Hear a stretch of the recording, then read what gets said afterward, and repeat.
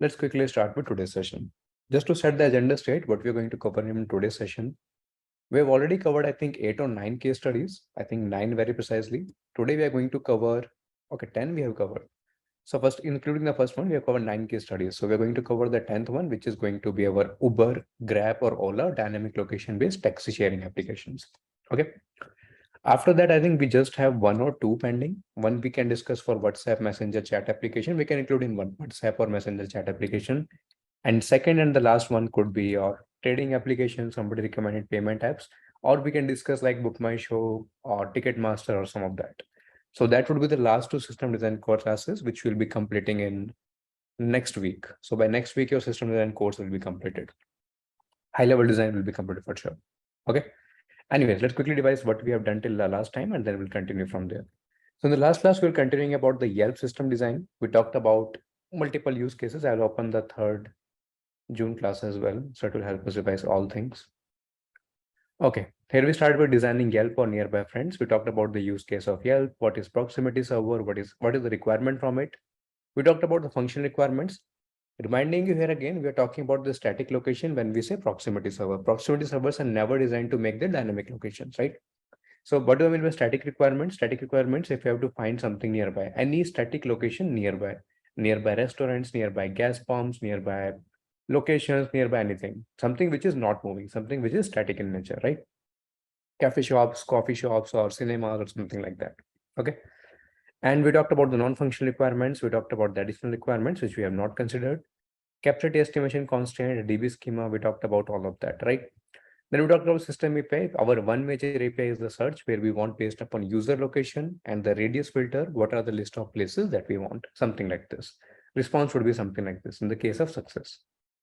Then we talked about the basic system design algorithm. This one is going to be common in Uber or Grab or Ola, whatever you want to consider. Some things will change. So this basic system design algorithm, where we talked about the 3 different solutions, that is going to be exactly same. We'll start with SQL solution. What's wrong with SQL solution? Why it is not correct? Then we move to grid-based solution. What is wrong with grid-based solution that we discussed? And finally, we talked about the dynamic grid size. What did we talk about in dynamic grid size? In dynamic grid size, we decided we'll assume a maximum number of places to be fit in a particular grid. If they're not able to fit in a particular grid, as long as it crosses a size, let's say 500 for our use case, we'll break it down into 4 smaller grids, right? This structure will be called as a quadtree. So you have a child or you have a particular node. The moment that node hits more than 500 particular locations or the location that you're searching it, just divide into 4 further subchats and equally divide it. So 500 plus whatever number, you will equally divide it. Okay. So at the end, all the leaf nodes will represent the grids that cannot be further broken. Leaf nodes will contain the places, parent node will not contain the places because that's the reason childs were created, right? And this tree structure is called quadtree. That's what we already discussed. So I'll highlight this here again. Now the question comes, how I'm going to populate a quadtree. So structure code wise, we can definitely quickly write a quadtree. It's just an array that you have to make with 4 children, left, right, and whatever name you want to give, or ABCD or something like that. Now, we'll start with this, what I'm talking about populating. So once you have coded the structure of a quadtree, how are you going to populate it? How are you going to fill the locations inside it? And by locations, we're talking about, I think, 500 million locations we're talking about. So to fill that many locations, what we are going to start with, we are going to start with one node that is going to represent the whole world. And then we'll keep on dividing into 4 parts. So whole world will definitely more than 500 locations. So divide into 4, then 4, then 4, and vice versa, till we reach to the leaf node. Okay. That's we refer to the image of quadtree as well. Then we talked about how I'm going to find the grid for the grid. We'll start from having a lookup. Basically a simple DFS. What we will do is we'll check if the current node has children. If the current node has children, then definitely it cannot take. If it does not have children, this is the required grid. But if it has children, then I have to look up in the children, right? So we'll move to the child node, repeat the process. Other terms, if in terms of a tree, this is just a simple DFS. Any of the DFS, pre-order, in-order, post-order can find you the answer. How will you find neighboring nodes of a given tree? This is an important question. So to find the neighboring nodes in a binary tree, you have to understand that you cannot find the sibling nodes in a binary tree. And we have solved this question in lead code also. How do you find the siblings in a binary tree, right? Then we talked about 2 approaches. Is one way is that you can from root to, you can give a Q1 and root to Q2, and then you can compare the common parts. That is one way, just like we solve for LC, lowest common ancestor. Another way is that there also I talked about in DSA. Another way is that you can declare a pointer from child to parent, because in trees, We have a pointer from parent to child. That's how we are able to traverse, but we don't have a pointer from child to parent. If we include a pointer from child to parent, then it becomes very easy. How it becomes very easy? Parent knows all the siblings. So if I have a pointer, if somehow I can go back from child to parent, I can go to another sibling and whatever number of siblings. So that is approach two. We can keep a pointer to parent node. And since each node has access to all its children, we can easily find the siblings of a node, which is a very straightforward approach. Another good approach is that I know that only leaf nodes will contain a list of locations. So I'll connect all the leaf nodes, whatever at position of leaf nodes, to the DLL. Why DLL? Multiple use cases. First, I can iterate forward, backward. I can insert in one time. I can delete in one time. I can push in one time, and I can traverse as well, right? So that is the reason we go for double linked list as compared to arrays. And of course, it's a dynamic insertion, dynamic deletion. Arrays will not support that. Then what? There are two approaches. No matter which approach you follow, we can keep expanding our search for neighboring grids till we find the location. Once we have the location ID, then we can query the database to find details about those places. This is for finding grid for a given location and for the neighboring nodes. In what case we have to go for a neighboring nodes? If I know the exact location, then I don't need to go to neighboring nodes. I need to go to neighboring nodes if I'm not able to find in that area. For example, you are in a very deserted kind of area and you are looking for, let's say, nearest petrol pump. Now you know within 10-kilometer radius, you cannot find it, right? So you will expand the search to 20 kilometers. It's not necessarily the user will filter all the time. You will also see that sometimes try to search something which is not that popular. Google will show you results which are more than 50 kilometers ahead also. They will show you in the results. You can filter something which is not very common in your area. Try doing something like cat cafe or something, and that will filter you by 50-60 kilometers. They will do it. So even if the user does not give the location, if the user gives the filter, well and good. Even if the user does not give a filter, you have to look at the neighboring grids. This is the use case we are talking about. Okay. Then we've talked about what will be the source flow. So source flow is we'll first find the node that contains the user location. Based upon the current user location, we'll find the grid number. If that node has enough number of desired places, let's say top 10, top 20, top 100, whatever, we can return to the user. If not, then we'll keep expanding to the neighboring nodes or the neighboring grids. So that you can do by DLL or you do by parent pointer, doesn't matter, until either we find the required number of nodes or exhaust our search criteria with maximum radius. That within this radius, within the search criteria, no results are found, that we can give an answer. Okay. Otherwise, we can keep on expanding our neighboring grids. Then we talked about how much memory will it cost us, how much memory it will cost. We need location ID, we need latitude, we need longitude. So that gives us 8 plus 8, which is 24. 8 plus 8 plus 8, which is 24 bytes. 500 million places we are storing. So 12 GB will be the size. 12 GB to store 500 million places. Now, each node in Quadtree will have maximum of 500 locations. So how many nodes required? 1 million nodes. So basically, you have to make a tree, a quad tree with 1 million nodes in it. Obviously, if you divide by 4 and if you roughly count, well, dividing by 4 is not the exact criteria to be very precise, because a full binary tree, if you remember, it contains 2 raised to the power h nodes at height h, right? So if you calculate height, so 2 raised to the power something should be 1 million. And that number comes out to be 32 or 36. Will be less than 32 because 2 raised to the power 32 comes in 2 billion. So this number would be something around 26 or 27. So total world you can capture in a tree, a quad tree with 26 levels in it. Okay. 2 raised to the power x equal to 1 million. You can figure out what will be the value of x. Then we talked about total memory required 12 GB. 12 GB is not a very large amount of memory. This can easily fit into any modern day server. Then we talked about how could we insert a new place into our system. That use case we talked about. To insert a new place in your system, how will you do? So root, children, sub-children, and how we're going to insert the values there. Then the most important part we discuss, which is data partitioning. If you look at the size, 12 GB is not very much size, right? But more important thing is, if I have huge number of places that our index does not fit into a single server, which is a very valid use case.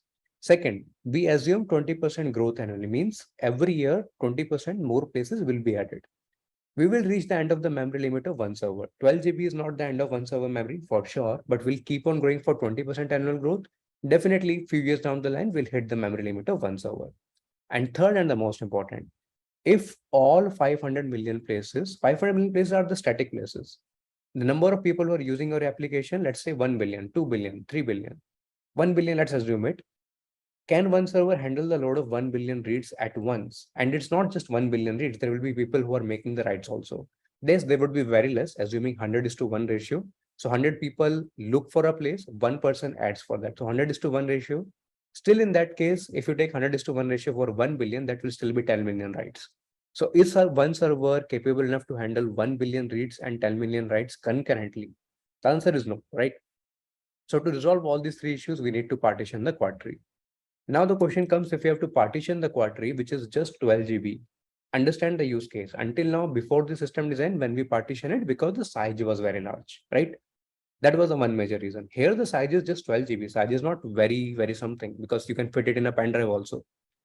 But the 12 GB that you have, it's going to be just going to reside on one server. There can be possible issues which will definitely come. That is why we are partitioning here. Now, how to partition? We talked about two approaches. Number one is sharding based on regions, and second is sharding based on location ID. If I shard based on regions, what will happen? For example, I think of the entire world like zip codes, and I put like we can divide our places into different zip codes so that all places belonging to one region will be stored in a fixed node. That is easier. I have to look up in a particular, let's say, I have to look up 110.100.29 lookup code in my NYC area. So that will become in just one grid. That will become very easy. To store a place, we'll find the server through its region, and similarly, while querying nearby places, we'll ask region that contains user location. The only issues with that is if a region becomes hot, just like in Instagram, if a user becomes popular, there would be a lot of queries on the server from a hot region as compared to other regions. So that one server will have uneven load as compared to the other servers which are present in your system. Okay. This will affect the performance of your service.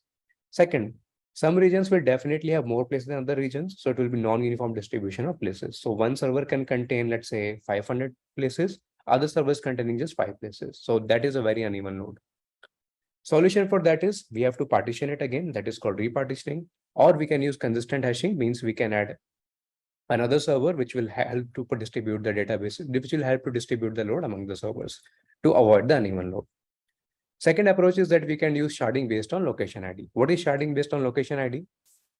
What do we have is we are going to create a hash function which will map each location ID to a server where it will store the place. How does it look like? It look like this is the location ID and this is the server where this location ID is stored. So 1, 2, 3, 4 is stored in server 1. While building the Quadtree, we'll iterate through all the places and we'll calculate hash of each location ID to find the server where it will be stored. So the moment we are publishing the Quadtree, publishing means populating the Quadtree, because we need to populate the Quadtree only once. One thing very clear here, we are not updating the Quadtree. Repeating it again, we are not updating the Quadtree very frequently. The only time we are updating the Quadtree is when a new place is added or a place is deleted or new deleted, that's it. Apart from that, we are not updating the Quadtree. That's why this is static Quadtree, pretty much static Quadtree, right? So we'll iterate through all the places, and while we are populating it, I know the server where it will be stored, every location ID, 500 million places. Now to find places near a location, I would need to query all servers and return a set of nearby places. That is a drawback with this approach, no doubt. But a centralized service will return the result to the user. That also I can distribute among services and I can find a quick result.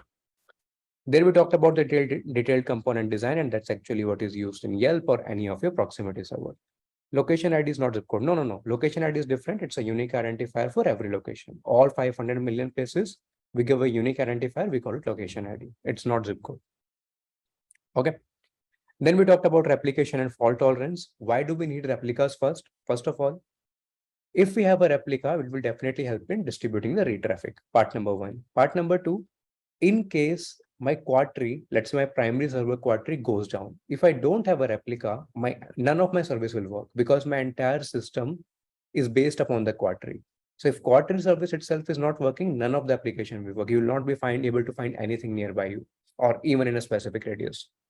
So we'll follow a master slave architecture here, where my replicas will be slave and they will serve only the read traffic, so that I can easily just handle the write traffic. Write traffic anyways has to go to the master first, then it needs to be applied to the slaves. But what is the major traffic here? Our application is going to be much more read heavy, right? So in that case, my read applications or my read traffic will be handled by the replicas, not by the main server. So my main server will not have that much load. Here in this case, my availability will prevail over consistency. We can go with eventual consistency. What does it mean? Slaves might not have recently added places. So what do we talk about the write traffic? Write traffic means the places which have been recently added or recently deleted, which is fine for few milliseconds. If I don't see that this place is deleted or this new place is added, totally fine. You're searching, let's say, pizza near me, and a new place is added at the same time. So first few seconds, you don't see it, but when you refresh it or when you search after half an hour, you will see, okay, you're getting the new results of the new place. Similarly, if the place is deleted, you will not see it immediately, but after some time, you will see it. But it has to be 24/7 available. Here, it has to be prevail the availability over consistency. Then we talked about what will happen if a Quadtree server is down. We can have a secondary replica that will fail over. We talked about the caching, exactly same thing, nothing new to add here. We can use for location, we have latitude, longitude. We don't understand what we need location ID denotes here. You can make a location ID as a combination of latitude, longitude also. So the purpose of location ID is just to make sure it's a unique identifier for all the 500 million places. That location ID, you can keep anything. That location ID is going to be unique. It is going to be unique for every place. You can make a location ID combination of latitude underscore longitude. That is also fine. That will also be always a unique combination. Okay. That is your call. The only reason I recommended not to do is because location ID, we have kept it as 8 bytes.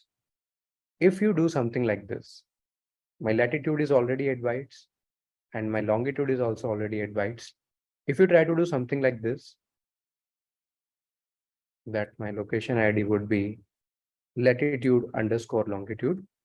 This is correct in the way because it is able to give you the unique identifier, no doubt about it. Latitude and longitude combination will always be unique for a place. But 8 bytes plus 8 bytes will be actually leading it to 16 bytes, which is not a good idea. So you want to keep it within 8 bytes because 8 bytes is sufficient. 2 raised to the power 8 actually leads me to billion of places. So this is fine. 1 billion place we don't have. 500 million we have, and to reach to up to 2 billion, it will take some time. That's why I kept it. Okay. Then we talked about the caching. In cache, we talked about which cache to use. Which cache is used in the Yelp? I told you meme cache is used in the Yelp. You can use Redis, you can use Hazelcast, you can use meme cache, anything is fine. The only advantage which meme cache gives you is that the application server, before hitting the DB storage, it will quickly check in the cache, right? One more thing with the meme cache is that it is very useful in the case where you're making static locations. In Uber, we are going to change the cache. Why are we going to change the cache? That's we will talk about. But it's not like meme cache cannot be used there. Anything of Redis, meme cache, Hazelcast can be used there.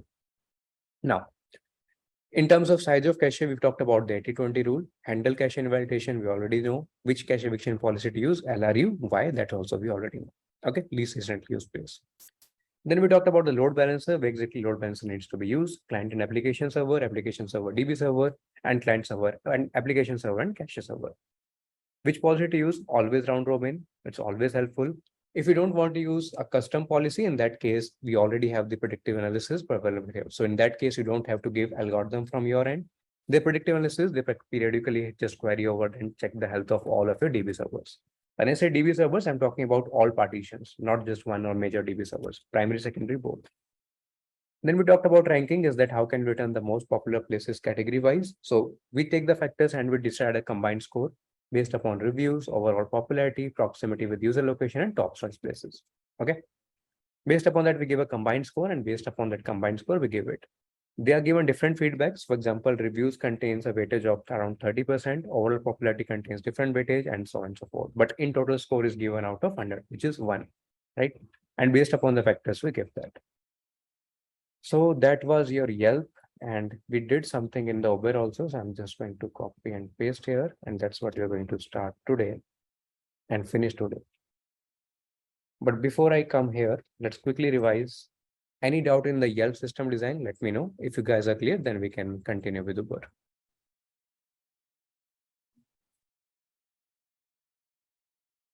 Guys, you can type clear if you guys are clear.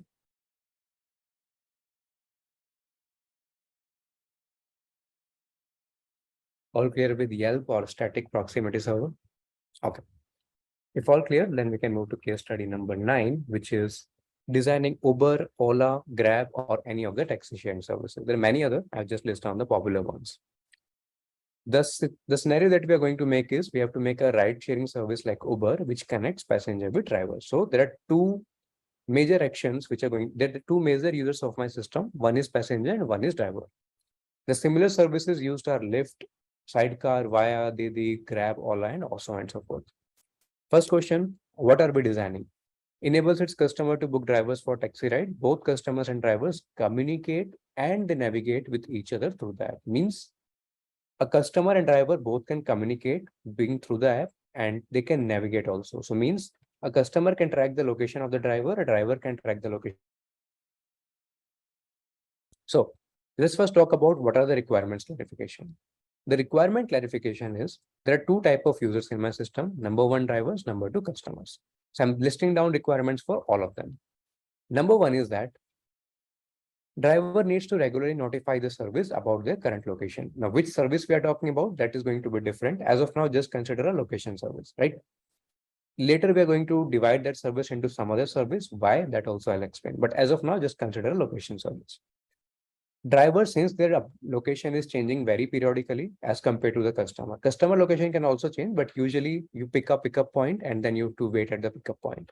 You can also change the pickup point. That is part number one. And part number two is if you're moving from the pickup point, you can share your live location with the driver also. Those points we'll discuss as well.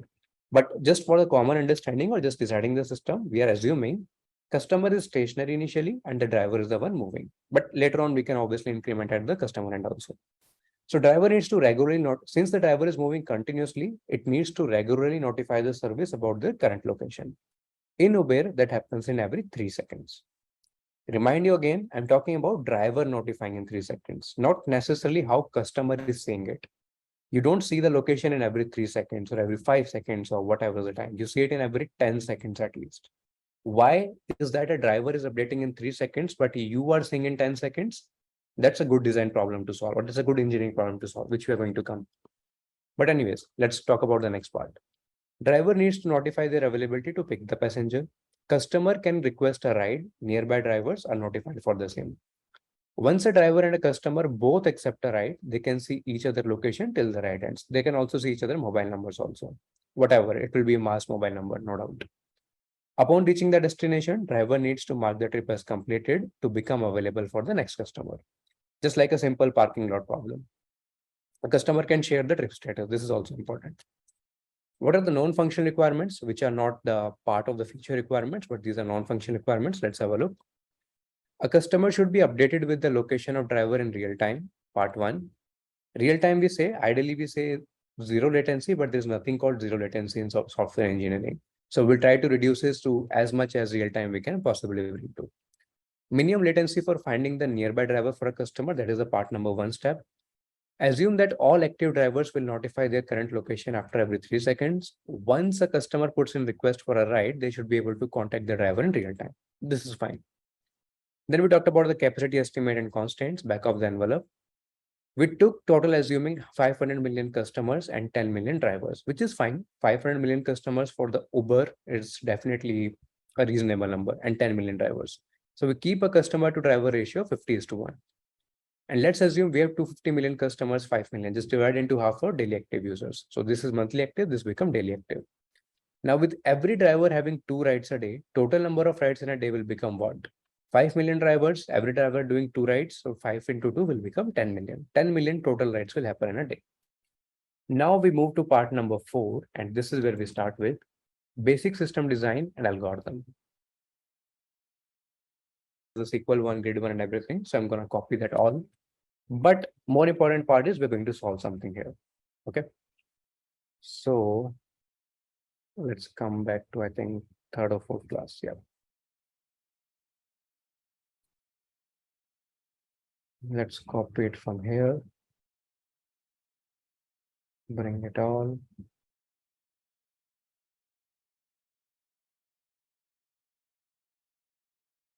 Okay. And what else? How will we build it? This is all fine. All good. Nothing much to add here. How to find grids and all, nothing much to discuss here. Okay. Query registration partitioning in Yelp. Location ID could also lead to hotspot issues and just like zip code. If a location has more places like cafes, then particular server representing that location ID could also take a hit, right? I didn't get it. Location ID could also lead to hotspots issues, just like zip code. If a location has more places like cafes, then that particular server location. First of all, the idea of making the entire Quadtree is that no particular location will have more than 500 places, right? In a zip code, This is not guaranteed. So you have to further make partitions again and again. But if you're keeping based upon a location ID, I agree. Any location ID, it depends on sparsely dense populated or very highly dense populated, right? But we have the criteria that no particular node can have more than 500 children. So no location ID will have more than 500. Each location ID is mapped to one grid, which is one node in the quadtree. So it will never happen. Okay. Now coming to this, why did I start with here? Part number here. Why did I start with the exact same thing? Because the basic system design and algorithm is going to be exactly same for what we have in the Yelp. Only thing, one thing will change, which we are going to discuss on next. So I'm just revising everything that we discussed. We started with the very brute force solution is that we need to find and store each data set described. Instead of places, reviews, and user table, we have to store locations of drivers, right? That's it. And we should be able to query this massive database in a read efficient time. It should be read time. Searching for the nearby drivers, it should be real time. All of this is valid. It is exactly the same what we are solving in the Yelp also. No, this one note I will add. Let's keep this note, nothing to change it here. If I have to find the nearby drivers, what I can think of different approaches, let's talk about. If in a very brute force way, I'll think of a SQL based solution. I will have something called search from drivers. And from drivers, I'll find the latitude, longitude between this and that radius. I will use the distance, I'll find the places, and I'll get these records, which are very brute force. This will take a lot of time to exist. That is why we move to second approach, which is grid. What is the grid-based approach? You divide the entire world into smaller grids, and then you look up into the grid, right? We talked about reasonable grid size. We make this query faster because now we are looking up into 8 nearby grids as well. Okay. This improved the runtime query, no doubt about it. But we also know it also leads to some problems. What was the problems is that there are going to be many subgrids which cannot help in the dynamic adjustment. So we need something which can be dynamically. So that's why we talked about dynamic size grids. As long as we increase more than 500 places, we're going to divide into 4 smaller grids. That is why we started with the concept of dynamic size grids or Quadtree. Quadtree is a structure, data structure is not an approach, but just for your reminder, dynamic size grids or Quadtree. Okay. Then we talked about further use cases of that we not need to discuss. Until now, everything is going fine. Until now, we didn't face any issues. But now comes the issue. SQL approach definitely won't work for Uber. Grid approach won't work for Uber. Quadtree approach, as of this moment, also won't work for Uber. Why it won't work? Location, let's answer that question. The biggest difference, here we start with, the biggest difference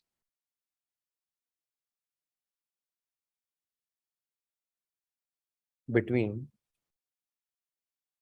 that we have is that our Quadtree that we have built was not built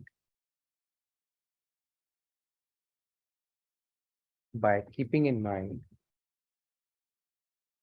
that there would be frequent updates to it. Now try to understand the use case of it. Okay. When we made Quadtree, we made a static Quadtree. Static Quadtree in the sense we will have, obviously we can divide into further nodes. In that way it is dynamic, no doubt about it. But the locations are going to be static. So if I have 500 places and I have to further divide it, carpool apps would also have same problem. Yes, everything, taxi sharing service, all carpool apps, no, nothing to change there. What is the biggest difference here? Until now, when we made the Quadtree, we were making the Quadtree for static location. So let's say I reached above 500. Now I can divide into further subgrids and so on and so forth. But none of these locations are changing. You cannot say my cafe has moved from grid 1 to grid 2. That is not practically possible, right? Yes, you have to delete from grid 1 and then you have to add into grid 2. That is a different thing. But they're not dynamically moving. Houses are not dynamically moving. Cafes are not dynamically moving. The taxi sharing service, every taxi app is moving. Every driver app is moving, or let's say every taxi is moving. I'm not considering the customer use case. You can use customer use case also. But in general, driver is moving. So the grids that you have decided, a driver is changing the location from grid 1 to grid 2 to grid 3 to whatever grid he has moved, right? And it is happening very frequently. Now, the Quadtree that we made, it was made to handle a large scale of read operations. which still it can handle. When there are too many reads, for example, you want to know the exact location, it can handle because there were not too many writes. Now we are thinking to make it into too many writes. So that itself is a bigger problem. Okay. So let's look at the problems. Issues with dynamic grid location for dynamic grid approach, not location, changing locations, frequently changing.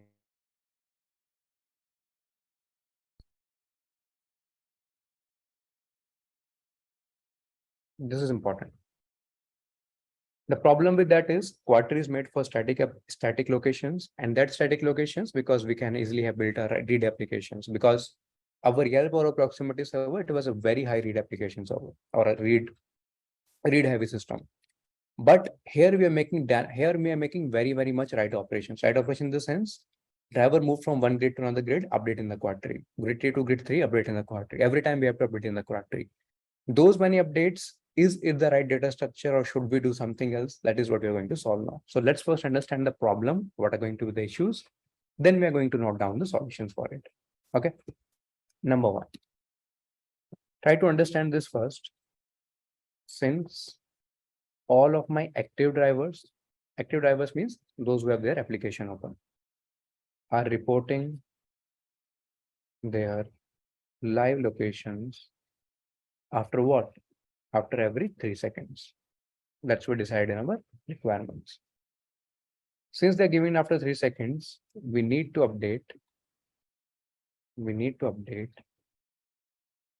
our data structures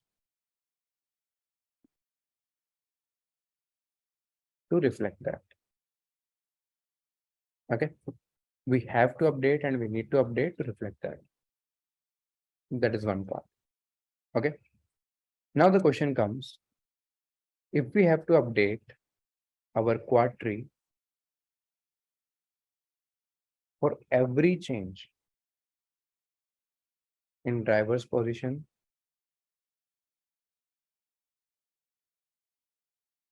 then definitely it will take lot of time and system resources. Because remind you again, this Quadtree that we made, although it's just 12 GB inside, we made it upon different replicas. So you make change in one primary server, it will happen to all replicated servers also. So you will keep on making changes again and again. It will consume a lot of time and system resources. And in an application like Uber, well, technically not in any application, you cannot afford latency. But in an application like Uber, you should definitely not afford latency, right? So it will consume a lot of time as well as the resources. To update a driver to new location, what will happen in this case? To update driver to new location, we must find the right grid based on driver's previous location also. How will I find it? Based upon previous location. You would have seen before even the driver reaches you, or and this is scenario I'm talking about. Once you have finalized a driver, means somebody has accepted your request, you will see a path being shown. Let's say a driver is coming from this path or that path. So let's say a car, let's say this is path 1 and this is you, customer. Something like this, very simple scenarios. But you will notice sometimes the driver changes the route. So rather than coming from, let's say this is part A driver will come from part B. You would have noticed it many times. It's very popular use case.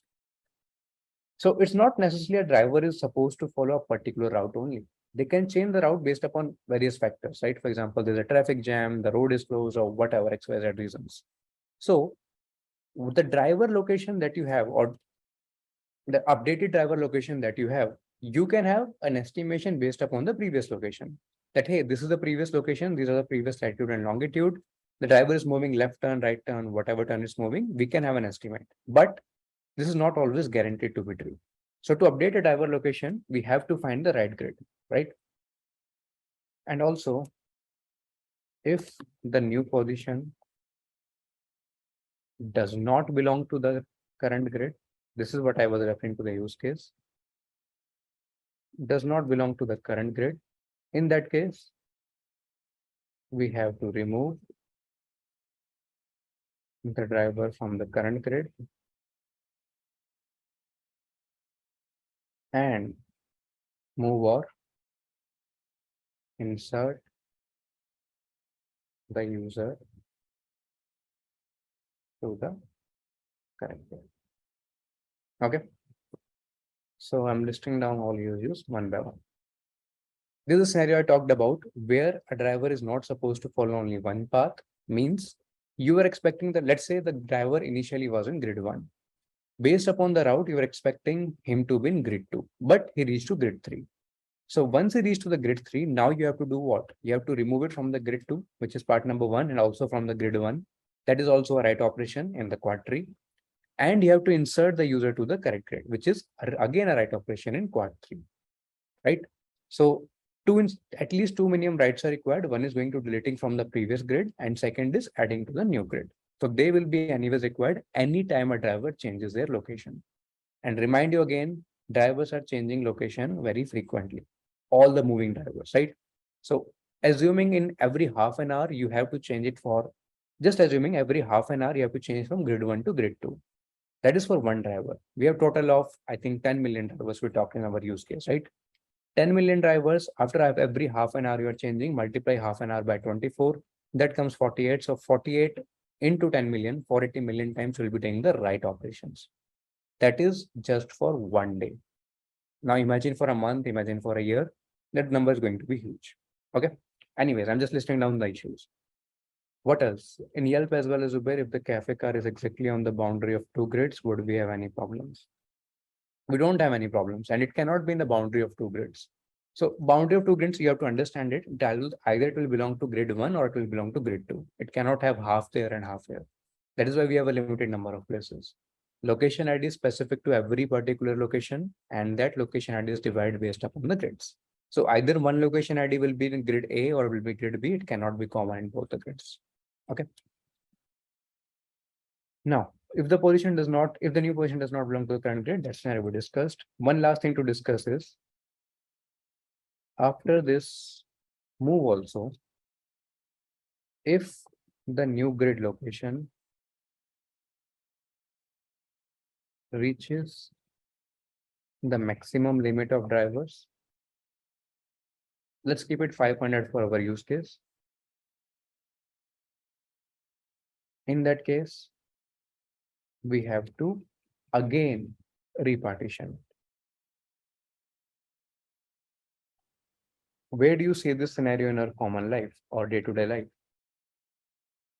Let me ask you a question this way. In which location you can find maximum number of Uber drivers together at once? In which location number of Uber drivers at once? Come on, guys, you must have used this or seen this.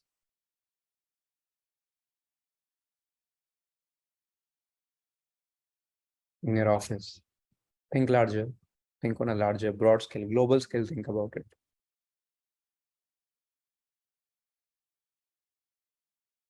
Come on, guys, think globally. Okay, let's start. Yes, that's what I wanted to think.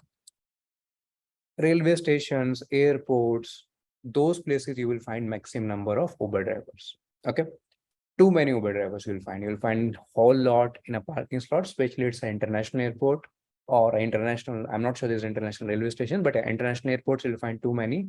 Specifically, they have parkings for Ola and Uber, and you can find literally hundreds and thousands of those drivers. Okay. Now, this is the category 1 of scenarios I put. There's a category 2 of scenarios also, but let's discuss with category 1 scenarios. What are going to be the issues? Why my Quadtree cannot handle the dynamic use case approach? Why it cannot handle part number 1? Part number 1 is that drivers are updating their location after every 3 seconds, means we need to update in our data structures, whatever. So in our case, my data structure is Quadtree. Okay. If I have to update Quadtree for every change in driver positions, definitely is going to consume a lot of time and system resources. Why? I list down the reason for it.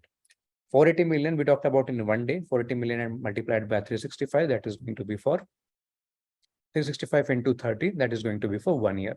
Huge number again. That is just one part of the problem. Other part of the problem is, how do you actually update it? One part is that, yes, I have to do a lot of write operations. Major part is how will you do the right operations also. Why? Because to do the major right operations, two scenarios will come. If the driver is going in the right location, you will need to make at least two right calls. What are the two right calls? One, you have to remove from the previous grid, and then you have to add to the new grid.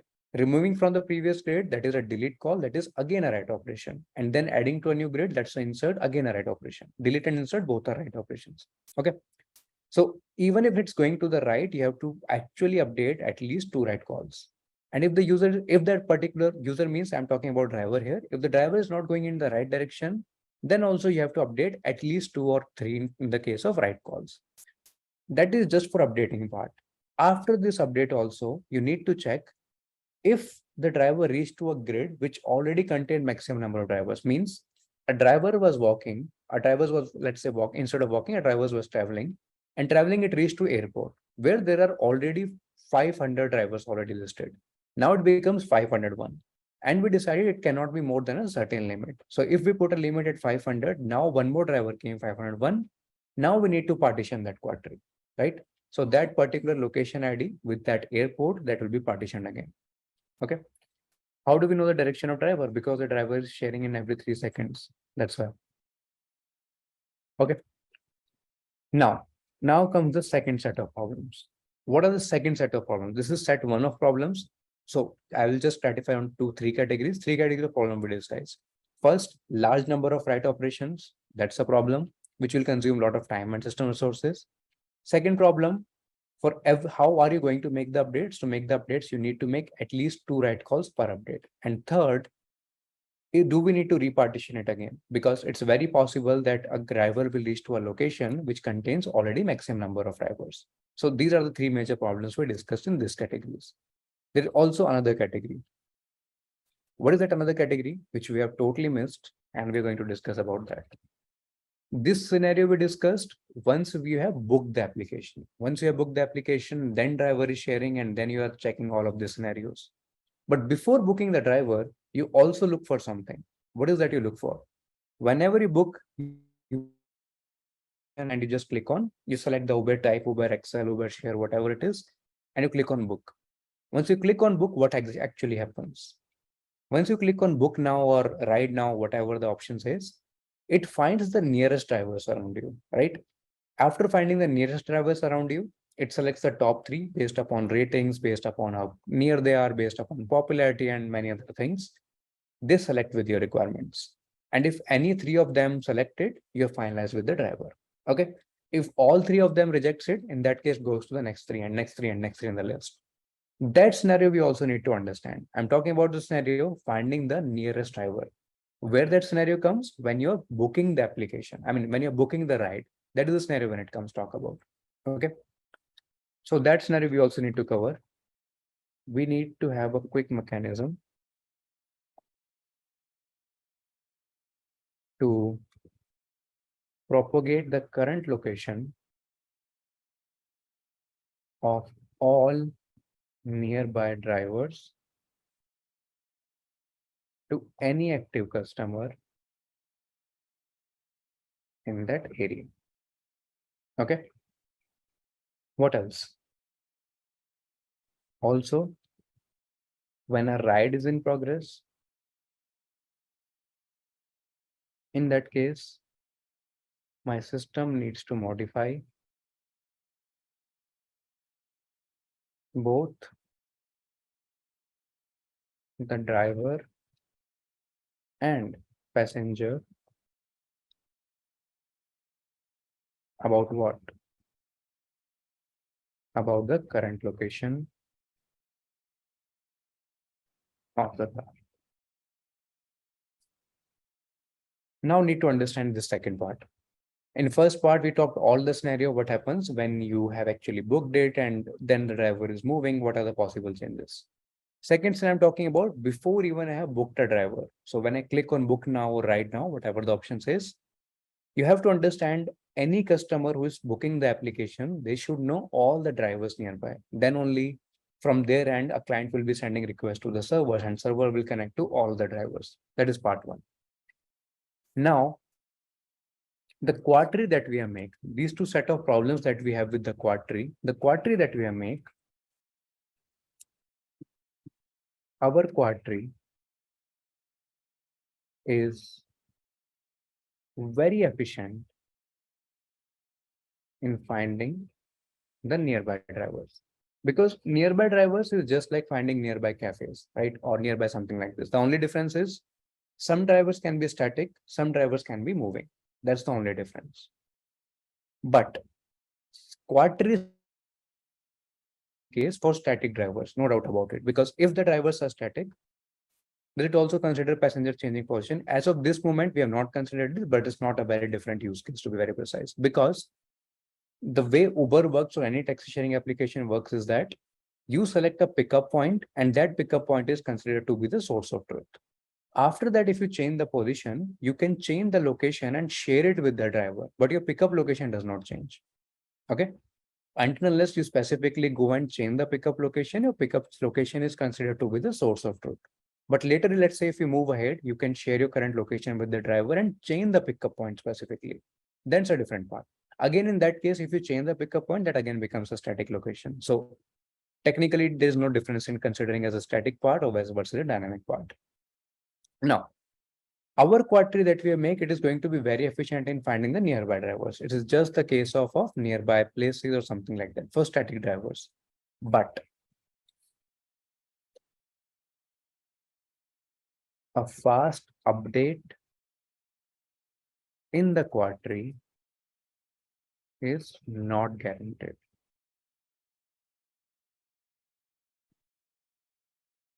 So in terms of read calls, it is definitely fast. In terms of write calls, is no guarantee that's going to be fast, part number one.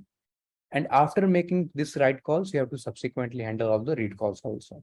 Okay. So this is the issue that we have with our Quadtree. I mean, I'm not saying we have to replace the Quadtree, but does it make sense to put the Quadtree every time or modify the Quadtree every time a driver reports this? That is something we need to consider. Okay. So before I come to the solution part, I just want to make sure everybody is clear with the problem part. Very basic thing. We have started with whatever we discussed in this proximity server, same three things. First, simple SQL solution, which will definitely not work here. Grid-based solution, we know the problem with the grid-based solution. Third is the Quadtree-based approach or a dynamic size grids approach, which works in the case of Yelp, which works very well. All proximity server working fine under it, no issues with it. But the only issue with this, Quadtree was built to find the nearest places, not with changing places, right? Static places, not with the frequent updates to it. So this will work very well in the case of proximity server or the static location, but will it work in the case of dynamic location? That we need to consider. Okay. So what are the issues with dynamic grid approach for frequently changing location? Let's have a look. We talked about two scenarios. Second scenario is when we're actually going to book, we need to find all nearby drivers. That is part one. In terms of nearby drivers, my Quadtree can find the static nearby drivers very quickly because it just becomes like a cafe shop if a driver is static, right? But the moving nearby drivers, because you'll find some drivers, when you book it, they show that they're completing a trip. Means the moment you book them, they were already driving. They were not static. They were already driving. They were just dropping a passenger nearby and then they're connected to you. You might have also seen if you have traveled in Uber often, while driving, your driver will receive another call, right?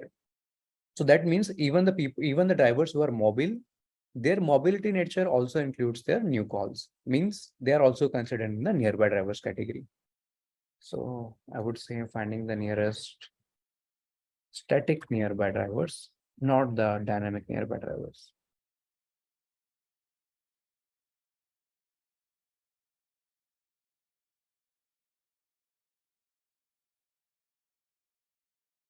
Okay.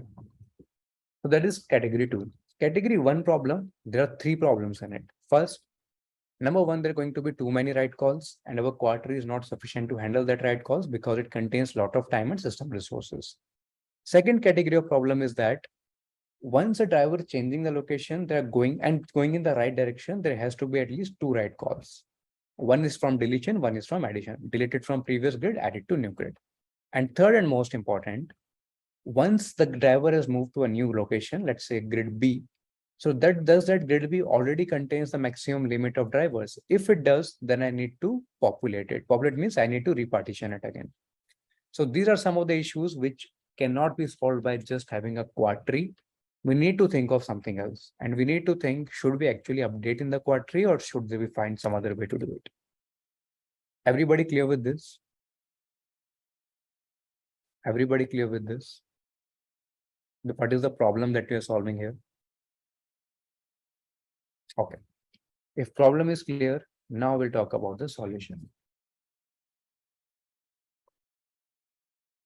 And in solution, let's first talk about a very basic question. Does it make sense to update my Quadtree every time my driver will update the location? Because driver is updating location after every 3 seconds.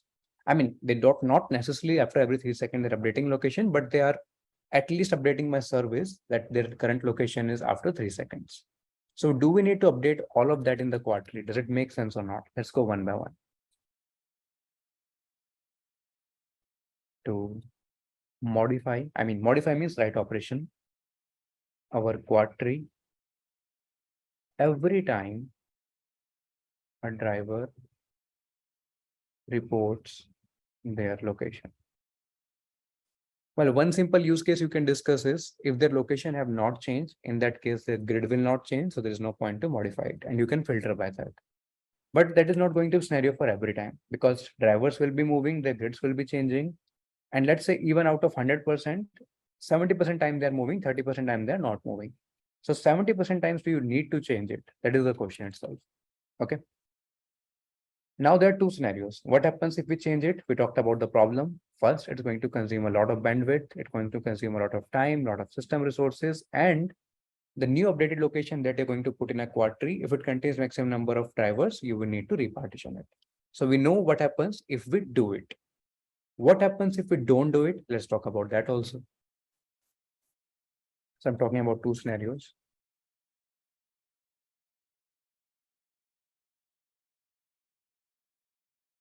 What happens if we do it?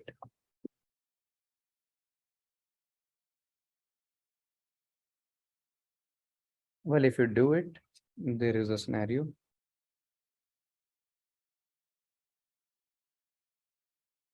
This is what happens if you do it. Okay. This problem, this problem, this problem, and this problem. Second scenario, what happens if you don't do it? It means you do not update the Quadtree.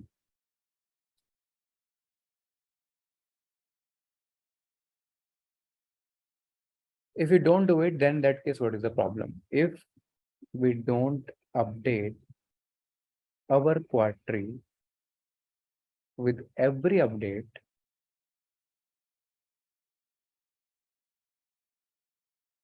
from the driver, in that case,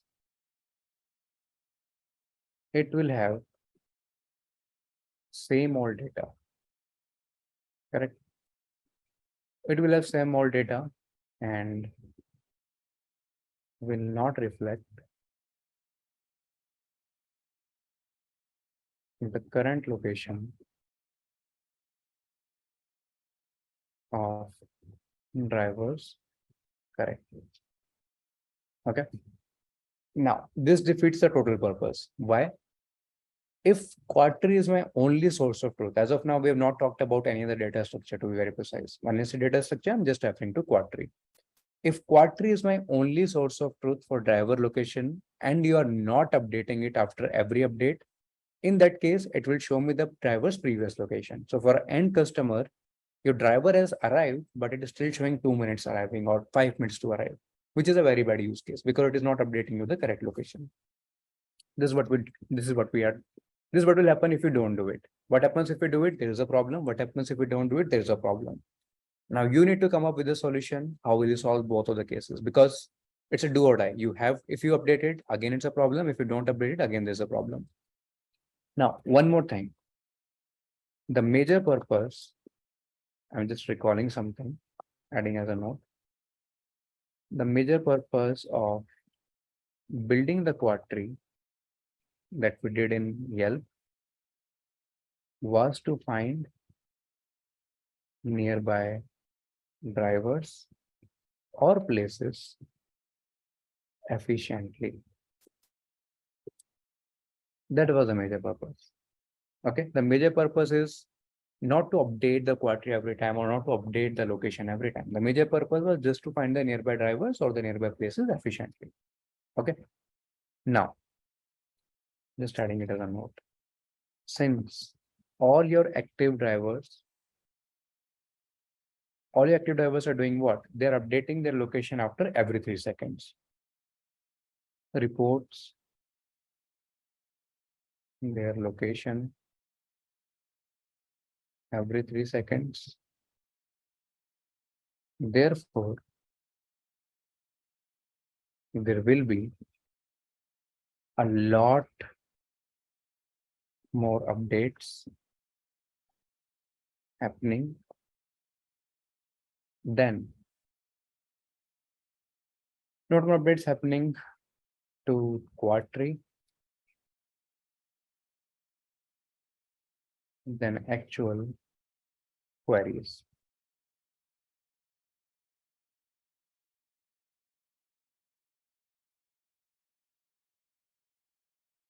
For nearby drivers. There's no guarantee that after every 3 seconds a driver is booking the app, but every driver is updating after every 3 seconds, and multiply that number by 10 million. That is for per day, which is very, very, very high number. Okay. In every 3 seconds, our user is not booking the Uber, but in every 3 seconds, every Uber driver is updating the location. So now this application looks like a write heavy application, because when a location becomes write heavy application, where your existing main data structure or main database, whatever you want to consider here, is having more number of write calls as compared to the read calls, which will become in this scenario if we update in the Quadtree. Okay. Now, this will have more queries fees. What is the solution for it? Let's talk about that. Problem we talked about. There's a problem if you don't do it, you will have the old data, which is not good. What is the problem if you do it? Again, it will make your system very, very slow. You will have too many write calls. Not just too many write calls. All of these write calls consume a lot of time and system resources. You might have to partition it again. And even if you do it, you have to update twice. So 2 write operations, every update will take. What is the solution for it? Solution lies in the very basic. Which data structure gives you a very, very quick lookup time, O1 of lookup time and insertion time? Which data structure gives you a O1 of lookup time and insertion time? Come on, guys, simple DSA. Correct. Hash map or hash table, whatever you call it. Why do we need a separate data structure? First, my original data structure, which divides the entire world into different subgrids or dynamic size grids, that is Quadtree. That is what I'm looking for lookup queries to find the nearby drivers. I don't want to do any write operations on it. That being said, if I don't want to do write operations on it, which is fine, but write operations needs to be done somewhere. Why it needs to be done somewhere? I must know the current location of my driver, which is, if not updated, at least reported after 3 seconds. That I need to store somewhere. But does it necessarily needs to be at the Quadtree? No. But does it need to be stored? Definitely yes, so that I have the latest updated data. So this is the solution we come up with. We don't change our core data structure, which is Quadtree. We use it just for the read operation or to find the nearby drivers. After you are connected with the driver who is updating their location after every 3 seconds, that you store in a separate hash table, hash map, hash table, whatever you call, right? So that your existing or the core data structure does not get impacted for the write calls, and you're able to solve the location, which is the most updated data as well.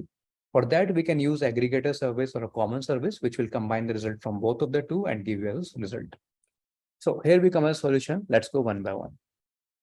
What do we do in the solution? If we keep, not if, we just keep the latest position reported by drivers. Again, I'm mentioning here after every 3 seconds. We keep the latest position reported by drivers after every 3 seconds in a hash table and update our Quadtree less frequently. That's the whole use case. Okay. It will have still inconsistent data, don't you think? It will not. It will not have any. That's what I'm coming to. It will not have any inconsistent data. You divide into two different categories, Quadtree as well as the hash table. Okay. Now, I'm just assuming, let's assume that a driver's current location will be reflected in Quadtree. Do we need the past location? Not necessarily, because past location anyway will be replaced in 3 seconds, right? So we need the current location, which is updated in every 3 seconds. Let's assume that a driver's current location will be reflected in Quadtree within 10 seconds. Okay. So what will happen within those 10 seconds? Let's have a look. Meanwhile, within this 10 seconds, we will maintain a hash table that will store the current location reported by the driver. This is why I was saying you, if you have ever noticed, I'm pretty sure you guys would have noticed. Driver updates the location in 3 seconds. That does not mean you see the location in every 3 seconds. Understand the difference. When you use Uber application as a user, as a customer, driver is updating their current location every 3 seconds to the server, somewhere in the Uber server. But coming back to you, that is, you are not seeing in every 3 seconds. You see in every 10 seconds, you see in every 15 seconds, not 15 seconds, but let's say 10 seconds you are able to see. That is why you will notice the location which is the cab which is not moving. After 10 seconds, you will see the cab start suddenly moving. After again 10 seconds, you see suddenly moving. But that 10 seconds are such a less time for you to observe. And anyways, they're not 100% accurate. So what do I mean by 100% accurate?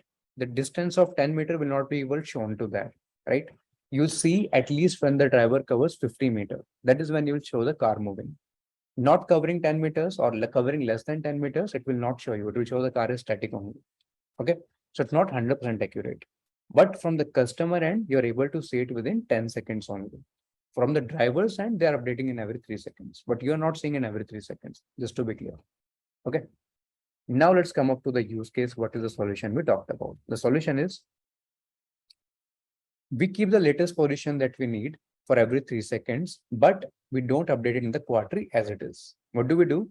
We keep it in a hash table, and from hash table as a source of truth, we update our Quadtree. The only difference is we have to do it less frequently because we have a separate service, which is a hash table, which is storing the results already. And we just need to match from hash table to the Quadtree. If that is what you're considering as inconsistency, from a customer point, they won't even notice. Why? Because customer is seeing updates in 10 seconds, not in 3 seconds. That is the time which we took in for Quadtree as well. Okay. So for a customer, the source of truth will be the data from Quadtree. For a driver, the actual, so I mean, they are the source of truth. But for a driver in the server, the source of truth is a hash table. Okay. Now let's assume a driver, the current location will be reflected in Quadtree app within 10 seconds. One inconsistency that's I think you are referring to, which is correct, is that 3 seconds and 10 seconds, the difference is 7 seconds. Means in my hash table, the location is something else. In my Quadtree location is something else. Since my source of truth will be, for a driver, the source of truth will be the hash table. It needs to be updated. That is correct. Your source of truth for a driver will be the hash table. For a customer, it will be the Quadtree. So every data needs to be moved to the Quadtree to move to the customer. So this is how the flow look like. Driver comes, put the data in a hash table, put the data in a Quadtree. From the Quadtree, it goes to the client or the user. Okay. So I'm just adding comments here. Every 3 seconds. Okay. Hash table, that is source of truth for driver update.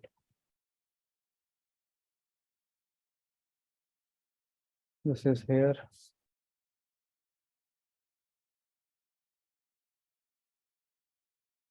Then for Quadtree, every 10 seconds.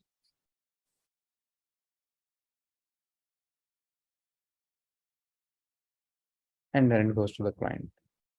Source of truth, it would be the Quadtree. That's how this works. Okay. Meanwhile, till it is being reflected in the Quadtree within 10 seconds, we'll be continuing updating in the hash table. Okay. Until now, this part is clear. I know there will be many questions, so those questions we're answering one by one. Okay. But until now, this part is clear to all. Why we are keeping a table, why we are updating it so frequently, why do we have less updates on the Quadtree or the original data structure? Is this part clear to all? Okay. Now let's answer one by one. There'll be many questions. Let's try to answer one by one. The first question is that we are keeping a hash table. What is going to be the size of that? What are we keeping in this? What are going to be the structure of that? And second thing, depending upon the size, where are we keeping it? Are we keeping it in memory? Are we keeping it in a separate service? Are we keeping it in a DB? Are we persisting it, not persisting it? So many things. Let's discuss that. So we'll go one by one. I'm just putting it as number A here. How much memory we need? So after every third write in hash table, we write in quarter. After every third write, if you're dividing 10 by 3 and considering like that, yes. Yes, you can say like that. 10 by 3 if you're considering every third write. Okay. Is that stable distributed? We're discussing all that. Do we need to distribute it? Do we not need to distribute it? We're discussing all. Let's see one by one. First, I'm talking about the memory we need, and then do we need to distribute across servers or not servers, partition, and so forth. How much memory we need for, let's give it a name. We have not given it a name. Let's call that hash table or hash map as driver location hash table. Okay. And this is the name we'll be using.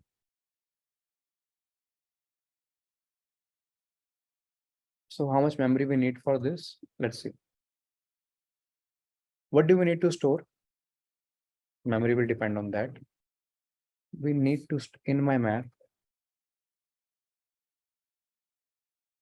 we need to store driver ID. Every driver will have that unique identification, their present and old location. Okay. In the hash table that I've already listed, so it's fine. Why do we need both present and old location? Why do we need both present and old location? What happens if I delete the old location or I don't give the old location? Come on, guys, I already answered it. Why do we need the old location of the driver? Direction. Okay. I already answered this question when I was talking about the problem with the Quadtree.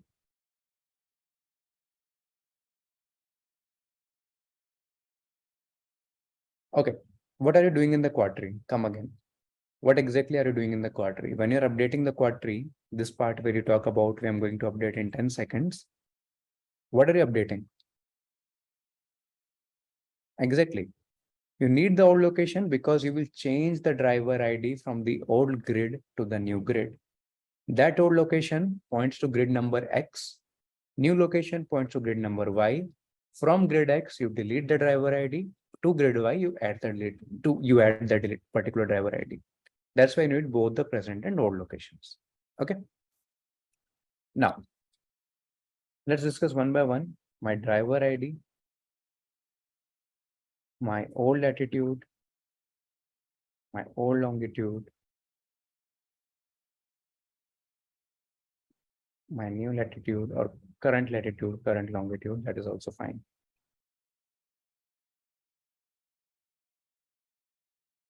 Latitude, longitude, they are fixed. They are 8 bytes, nothing to change here.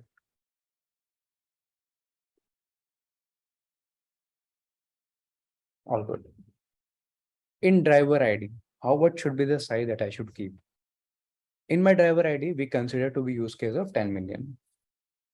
3 bytes means 24 bits. 2 raised to the power 24 is sufficient enough to keep up to millions of drivers. Of course, if you want, you can keep 4 bytes. 4 bytes will lead to 2 billion drivers. This is not going to be, if you are having 10 million drivers, there's no point to keep for 2 billion drivers. There's a much difference between 10 million and 2 billion, right?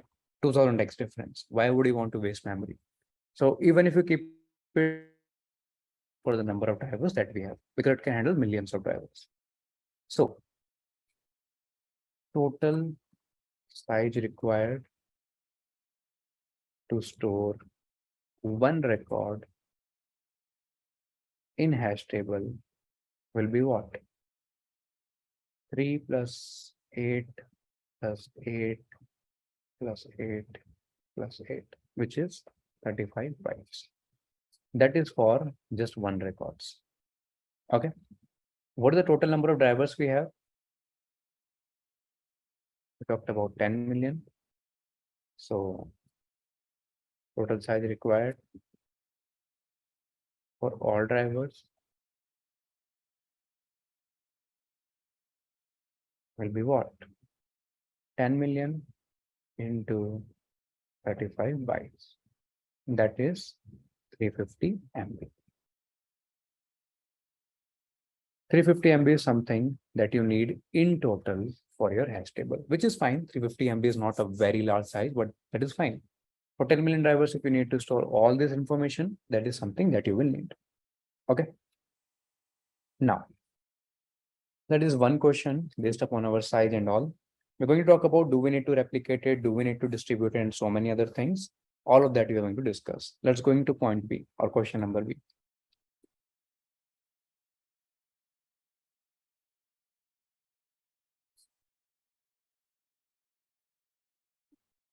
How much bandwidth I would need?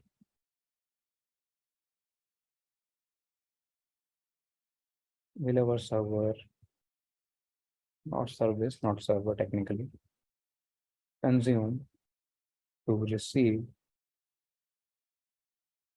location updates from all drivers? Let's see that. How much bandwidth will our service consume to receive location updates from all drivers? Let's have a look. Okay. If we get driver ID and their location, right? Then size would be latitude plus longitude will be 16 bytes, latitude plus longitude. Okay. So 3 plus 16, that is going to be 19 bytes. Now, if we receive this information after every 3 seconds, right? From what are the daily active drivers that we have listed? Because 10 million, I guess, was the total drivers. So daily active drivers were 5 million. Okay. We receive this information after every 3 seconds from 5 million daily active drivers. Bandwidth would become what? Bandwidth will become 19 bytes into how much? 5 million. This will come, and that will be per 3 seconds, right? So if you have to calculate, multiply by this, that will become 95 MB per 3 seconds. Or if you have to calculate per second, this will be roughly around 32 MB per second, which is fine, which is not very large bandwidth. This is something any of the service can support. 32 megabytes per second being shared from your service to receive the location from all drivers. So all 5 million daily active drivers, if they are updating their location in every 3 seconds, your service needs a bandwidth means something which we can consume the data at that speed, 32 megabytes per second. It does need to consume the data at every point. Okay, which is fine, which is not a very high number. Then what next? Next question, which somebody asked, and it's a very valid question. Do we need to partition slash distribute the driver location hash table onto multiple servers. Okay, that's a good point of discussion. Let's include everybody in this and then we'll come to a conclusion. We have seen the driver location hash table, very small size, 350 MB. We don't consider it a very large size. It's not a very large size, to be very honest. 350 MB is a very small size. We're keeping driver ID, old latitude, old longitude, new latitude, new longitude. That's what we're keeping. That's why the size is 350 MB, not very large size. What is the purpose of this? The purpose of this hash table is it is just used as a temporary source of truth so that we are not very frequently updating the Quadtree. We are updating the Quadtree, but in the meantime, every new location that is given after every 3 seconds, we're not pushing every 3-second write operation to the Quadtree, right? So for that time update, while we're updating in every 10 seconds, my hash table is acting as a source of truth. Now, if this part is clear, what is the purpose of this hash table? What does this hash table contains? What is the size? You guys tell me, do we need to partition into multiple servers considering the size as well as the use case? Part number 1. Part number 2, if you partition it, what should be the scenario? Like what should be the partitioning ID? And second, if you don't need to partition it, why you don't need to partition it? Question is clear to all? Question is clear to all? I'm repeating it again. We're talking about the driver location hash table. We have talked about multiple times what is the purpose of this hash table, what is this hash table storing, what is the size, what are the bandwidth requirements, that all we discussed. Now the question comes, should we store it or should we distribute it? Should we partition it into multiple servers or not? If yes, why? If not, why not? If yes, apart from why, tell me what should be the partitioning ID. This is not much relevant, but it's good to know about. Question is clear to all? Updation in Quadtree is a synchronization as it takes time to update 7 seconds. Yes. Yes. This C question clear to all?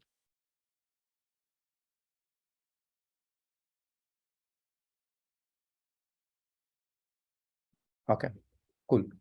Now you guys can start giving answer. I want you to think and then give the answer. So I'm giving 30 seconds for everyone. Please change your message directly to me. I don't want a simple yes or no. I want the reason. If you're partitioning it, this is the reason. If you're not partitioning it, this is the reason. That's it. There's no wrong or right answer. That's why I'm giving all of you time, and please message directly so that other people are not distracted by your answers. Whatever you think is the right answer, give it by that with proper reasoning. Okay. Do we need to partition?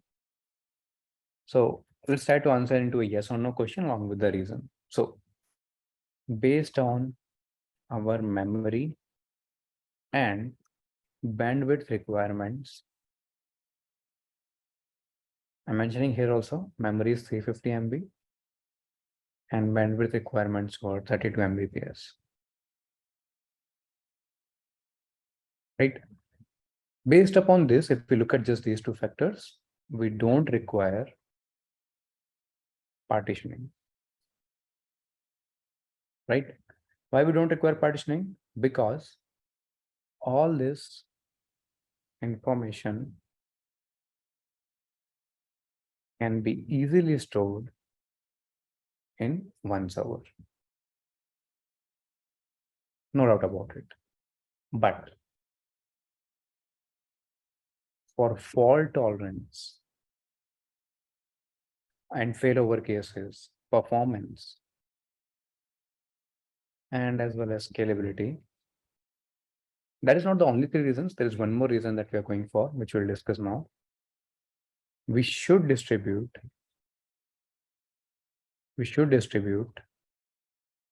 driver location hash table onto multiple servers. Okay. What will the purpose of that server? That is more important to know, because as of now, we're just keeping a hash table, and from that hash table, you're assuming one service will be there, which will be updating in the Quadtree. If you if you partition it into multiple servers, we can give that task to the multiple servers. And one more thing we can keep here. Okay, that is one part. What should be the partitioning ID? Partitioning ID would be the driver ID. Why? Based on one driver, I will have all details, his current location, his previous location, everything that I will have. But I need just two things, previous location and current location, to have a uniform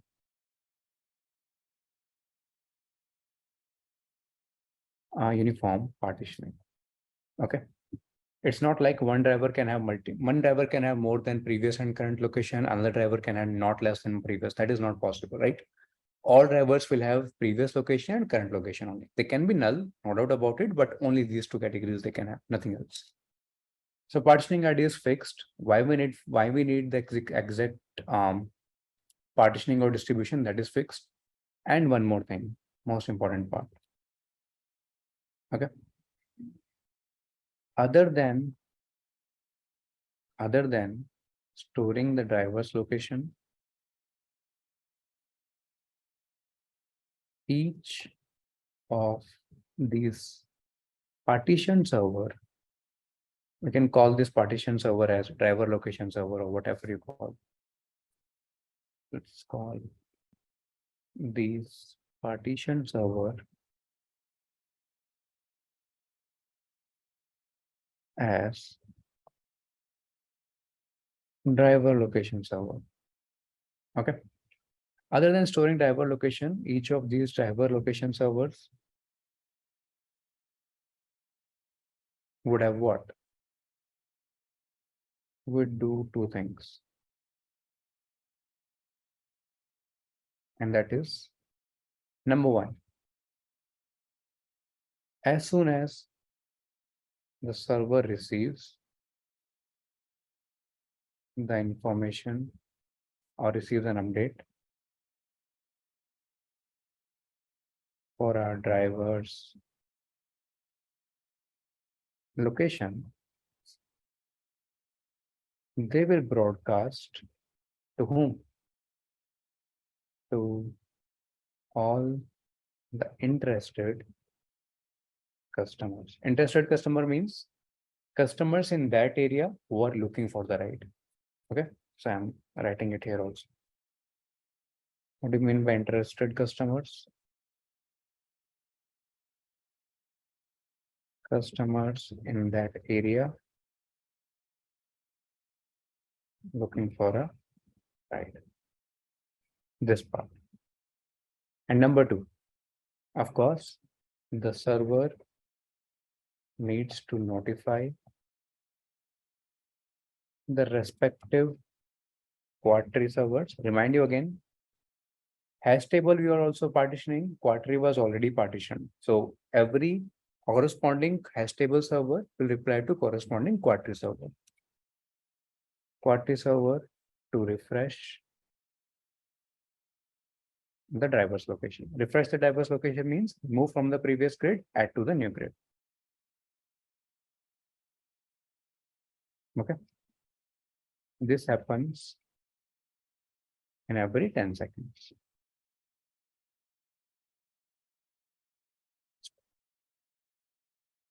Okay. Now let's have a look at again. Why did we partition it? What are the use case we are achieving by it? Let's go one by one. Very first thing, do we need to partition? If we just make a decision based upon my memory requirements and bandwidth requirements, the answer is straightforward no. Why? These are very small data, 32 Mbps, 350 MB, not a very large data to consume. Easily can fit into one server. So we don't need multiple servers. Correct. But if you look at other factors, that if I have to scale it, if I have to perform, look in the performance type, look in the fault tolerance, yes, we should distribute driver location and hash table into multiple servers. And not just that, we are also gaining few more advantages of it. What are the few more advantages? First, we talk about partitioning ID. Whenever we talk about partition, the first thing is, what is the criteria you partition? So the best criteria to partition here is the driver ID, because one particular server will be specific to one particular driver and it will tell me about the previous location and current location. And since if I keep driver ID as my partitioning ID, it's not going to lead to any unbalanced data. Why? Every server is storing just previous location and current location, which may or may not be null, but that's it. It's not like one server will have higher load, one server will have lower load. Those kind of things will not exist here. Okay. So I'm calling this partition server as driver location server. What are the advantages of the driver location? Of course, they will be storing the driver's location, no doubt. But what are the advantages I can achieve from that? The advantage that I can achieve is number one, as soon as my server will receive an update, that happens after every 3 seconds. Okay, this let me update. Every 3 seconds, my drivers are updating the server. This server I'm talking about. So driver update after every 3 seconds. After every 3 seconds, you're going to broadcast to all the interested customers. How do we look at make the list of interested customers? That is what I'm going to answer in second part, pub sum model or publisher subscriber model, right? Who are the interested customers? Customers in that area who are looking for a ride. So as soon as a driver updates their position, in their new position, whoever are the customers who are looking for a drive, they will be updated that, hey, there's a new driver here. There's a new driver, nearby driver here. Think of an example. In your area or in your locality, in your society, a Uber driver just enters. He may or may not be, he's not selected for you. He just enters by entering a new trip or he's just going from nearby. But since it entered into your area or your circum radius, whatever you're circling in the radius, let's say 5 kilometers, for example, if the driver comes into that radius, that driver will be added to your location, right? So they will be broadcasted to all the interested customers. So when that customers are looking for nearby drivers, in that case, they will be broadcasted. They will also be included in that broadcast. Second, the server needs to notify the respective Quadtree server. Why did I put the respective Quadtree server word here? Because Quadtree is also partitioned. So this server, each server will notify the Quadtree servers because they have to refresh the driver's location. Refresh means remove from previous grid, add to new grid. And this happens in every 10 seconds. Remove from previous grid, add to new grid. Okay. Until now, everybody clear with this? Let me know. Then we can go to the next part.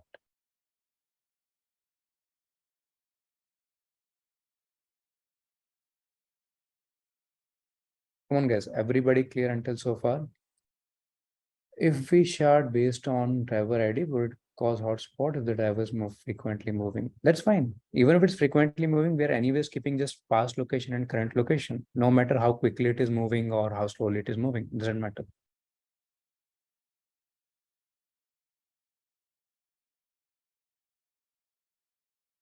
Cool, guys. If this part is clear, now we move to the most important part. Well, there are two most important parts, but the major important part is what we are moving now.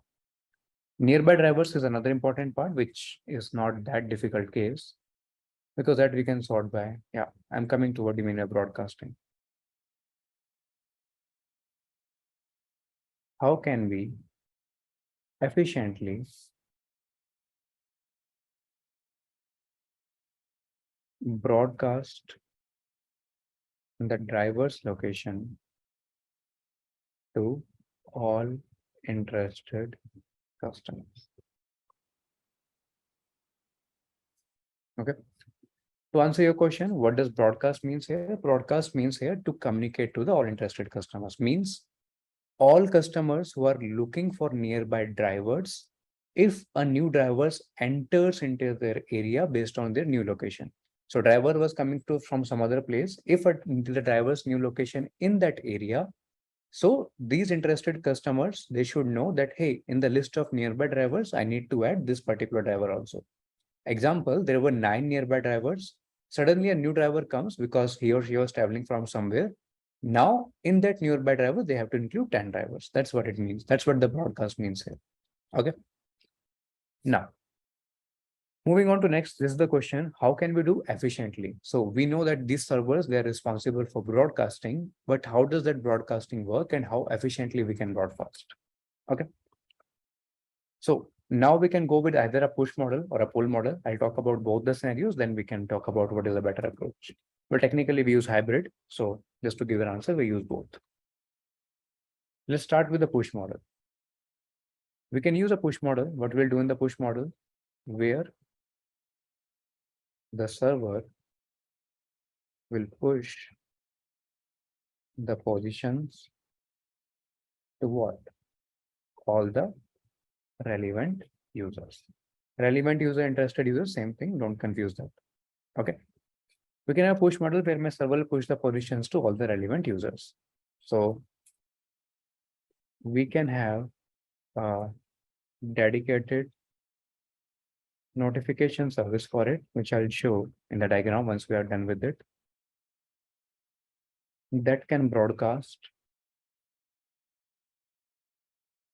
the current location,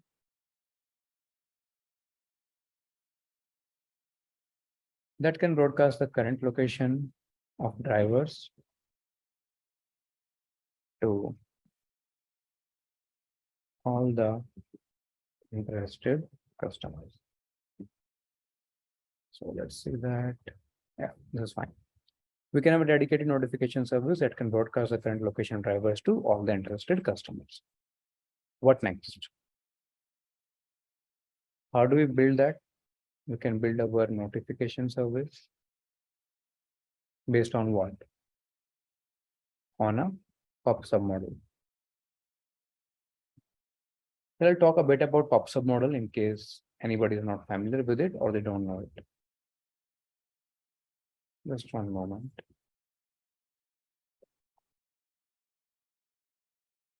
How many of you don't know about pub sub model?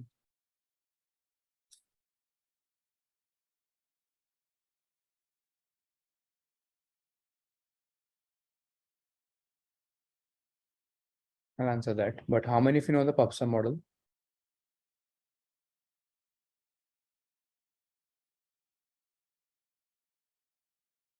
No, don't know I'm talking about. Those who know it, that's fine. In case anybody doesn't know, then I can talk over it. Otherwise, I'll skip it. Okay.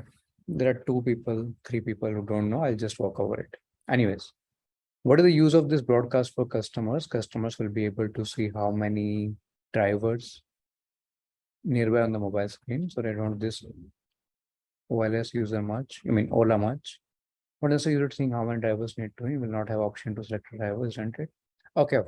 You confuse the 2 things. First part, when I say I'm pushing to all the relevant users, that doesn't mean the users are saying it. When you talk about customers, we're talking about the client here. Means client is making a call to the server that, hey, I need the nearby customers or sorry, the nearby drivers. Those nearby drivers, customers or the users are not able to see it. But in the client call they are making, those new drivers will also be added. That is what the whole scenario is. Means you selected an area, let's say 5 kilometer. You are searching for drivers in that 5 kilometer. At this moment, no driver exists, right? So what does Uber do? If a new driver is added in this 5 kilometer radius, they should also be included. So it's a dynamic update you have to do. Get the scenario again. You are in a location of 5 kilometer where there is no driver. Let's say it's a very barren land, there's no driver. But some driver exists in this 5 kilometer area, which exists later after you press book ride. So while it is searching, a new driver enters. Now, with this current position and with the existing search, they have to update and they should make sure that is also including. That is what broadcast means here. That does not mean as an end user, you will be able to see how many drivers are or you can select them. No, that is all decided at random and not at random. That is all decided by the algorithm based upon the nearest location, based upon the ratings and so many other things. Okay. Please add customers or client to mobile app to all interested customers. Clients. Okay. Cool. Now coming to PubSub model, in case anybody is not familiar with PubSub model, it's called publisher subscriber. PubSub is the short name. I assume that producer consumer, everybody should know, very popular kind of an architecture design, producer consumer. So producer consumer. Okay. What happens in a producer consumer? Producer is which produces some events or messages or queues. It can be anything. I'm just talking in general. Consumer is something which just consumes those events or messages and so on and so forth. That's it. Okay. A very simple scenario. What does producer consumer means here? Let's say, let's take example of WhatsApp, right? I write a message, I become the producer of it. To the sender who received the message or consume the message, they become the consumer of it. That is a producer consumer, a very, very old and very, very popular architecture pattern in system design. Very popular one. Okay. Or very basic one. PubSub model is the enhanced version of producer consumer. What is enhanced here? Let's see. Enhanced version of producer consumer. And in this producer consumer, you will see all of these deadlines, sorry, what is called deadlocks and all of these scenarios. Model or architecture. The only difference or the only enhanced version is in PubSub model, we use channels, okay, or messaging queues. Queues from publisher to subscriber. So I think diagram will make it much easier. So I'm making diagram. In a producer consumer, it looks like this. Here is a producer, one way, here's a consumer. Okay. And what are they sending? They can send an event, they can send a message, whatever. Just keep on adding like this. Simple. Okay. The only difference here between publisher consumer, this will become publisher, this will become subscriber. Here, there is a dedicated channel for it. Okay. A message channel, and that is something which you call as broadcasting also. Broadcasting channel. That's it. That is the only difference in PubSub model and producer consumer. But that is not something which you should have to focus right now or immediately. But it's good to know about it. All of this is part of low-level design, but it's not considered high-level design, but it's good to know about it. Okay. Nobody's going to ask you that how are you going to build notification service, but it's important thing to know about it. If you're building a service, what is the architecture pattern you're going to use there? Okay. And why? What is the choice that you make for PubSub model based? Anyways, what happens next? This is some, but what happens next? Once you have a notification service that can broadcast the current location, what happens next? When a customer opens the Uber app, okay, on their mobile device, in that case, and obviously when they're booking, they query the server to find, they query the server to find nearby drivers. Okay. On the server side, this is the client side call. On the client side, they open the app, and when they are checking on their device, open the app on their Uber device and look for a ride. Let's write it properly. Then they're querying the nearby drivers. On the server side, what we have to check? On the server side, before returning the list of drivers to the customer, what we can do? We will subscribe. Subscribe means just add it to our list. Subscribe the customer for all the updates from driver. We maintain a list of interested customers, which we call as subscribers here. And who are our publisher? Our drivers are publishers here. Interested customers who are going to be subscribers, interested in knowing the location of,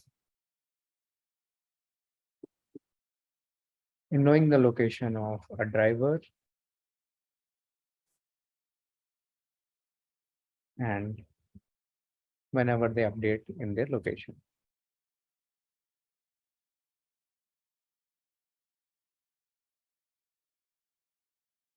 Whenever they make update in their driver location hash table, we can broadcast the current location of that driver to all subscribed customers. Okay, that is how we make sure that our system always show the driver's current location to the customer.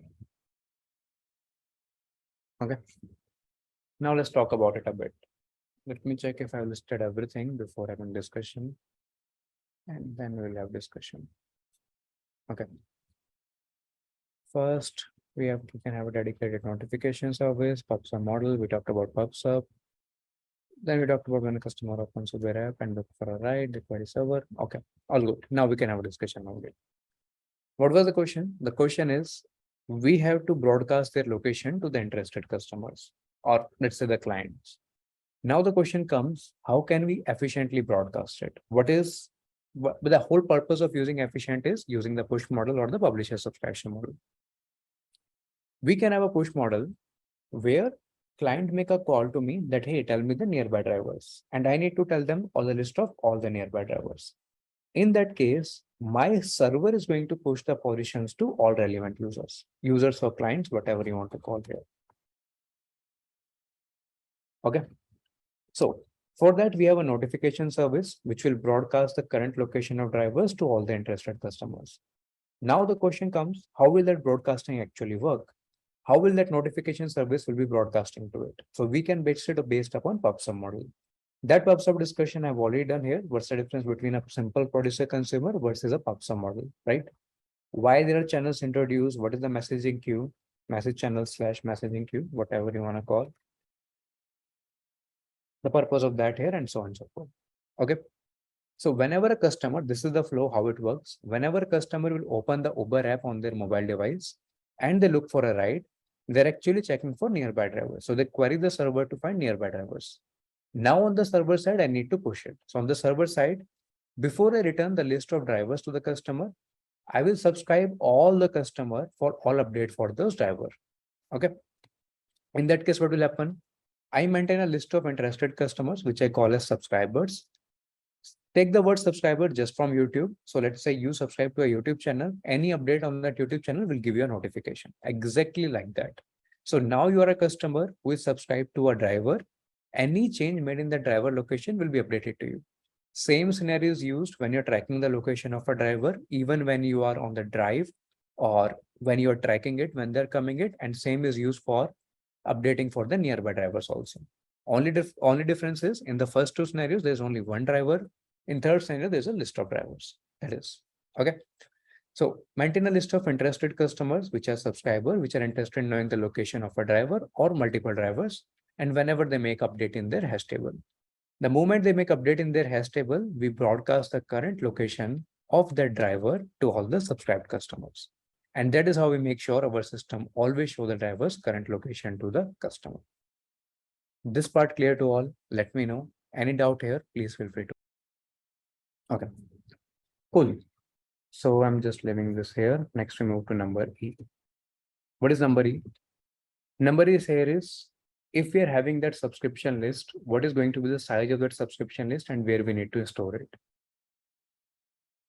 I don't understand how customer would subscribe. That implicit. No. Customer will not subscribe. We are subscribing the customer.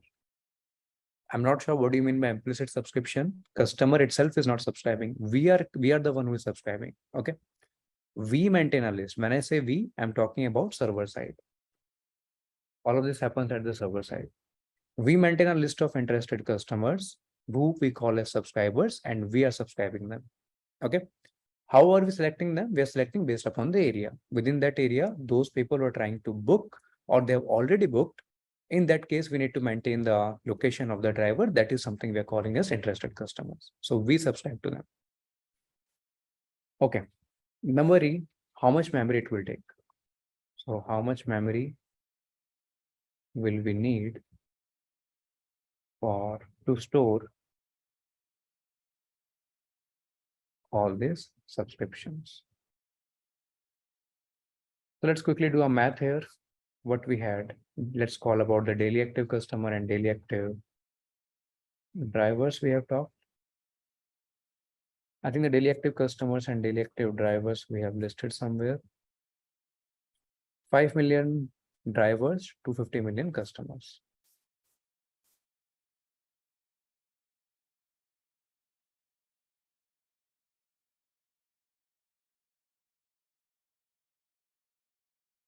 $5 million. Okay. Now, if you look at just average, on an average, if one customer, not one customer, 5 customers subscribe to one driver. One more thing, driver to customer to driver ratio is different. Customer to driver subscription ratio is different. What do you mean by subscription ratio? Let's say with one driver, there are 5 customers who are looking in the same area. Okay. So this has nothing to do with 550, you divide by 50 is to 1. And that has nothing to do with this. I'm talking about an average scenarios. Let's say one driver, if it enters the area, for that area, there are 5 customers for it. Of course, it can be more for a place like airport or a railway station, or it can be less than that also. Okay. But 5 is a reasonable number. Now we need to store what? We need to store customer ID, right? And what else? Driver ID. That's it. We need customer ID and driver ID to store. Customer ID, if you remember, that was 8 bytes. Driver ID, if you remember, that was just 3 bytes that we just discussed. Okay. So what is the total size required here?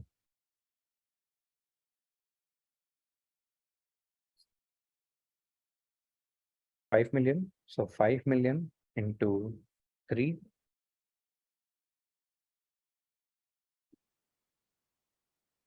plus 5 million. Every driver will have 5 customers. So multiplied by 5, multiplied by 8. So now you do the math. This become 5 million into what? 40 plus 3, this become 43.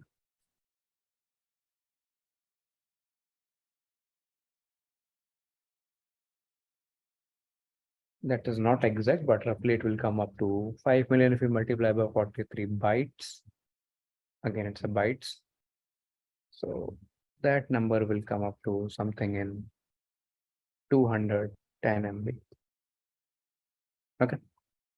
That is something which will be required, 210 MB. So this much memory will need to store all of these subscriptions, right? Entirely across the globe per day. If I need to maintain a subscription list or the customer IDs which are interested, that will be 210 MB, which is fine, not that big, not that complicated. Okay. Then definitely we'll talk about bandwidth requirements.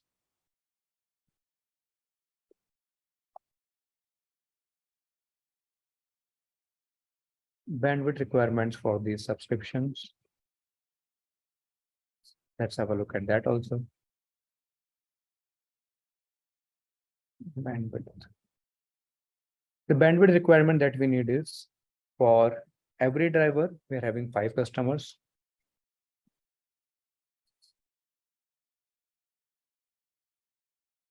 We have 5 subscribers. Okay.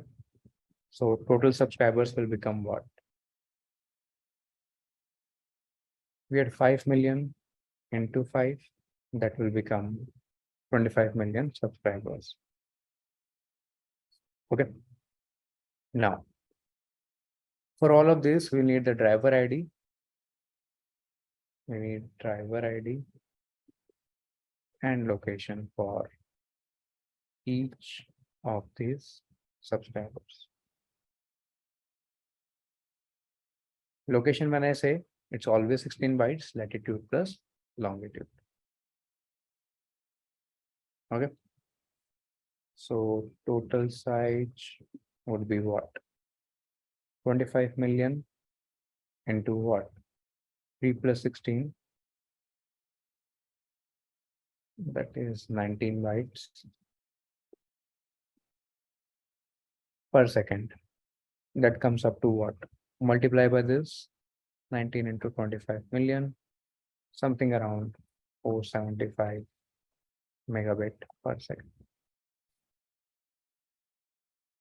No, it will be 27.5. All right, this is fine. 27.5 megabit per second, not a very big number. Will it be 27.5 or will it be 20? Okay, let's do the math. This should not be this 19 into 20, roughly around 50, 500, something around 48 Mbps. That should be the number. Okay. So you have 48 megabits per second, which is fine. This much bandwidth is not large. 48 MB per second is sufficient enough, which is totally fine. Okay. Then the next question, which is important one, which protocol to use or which protocol to use or slash which mechanism to use for effective communication for notification service. If you guys remember, we talked about whenever we use a push model, we have 3 or 4 different ways. One is AJAX, one is long polling, one is server side events, if you guys remember. Okay. So answer would be what in this case? Either you can go with HTTP long polling, that is also a good option, or you can go with server side events. Both will work fine. Okay. Now what else? The last question, but this is the important one before we go to the detailed component level design. How will our publisher or subscriber will be updated for a new customer? Okay. How will the new publishers slash drivers get added for a current customer?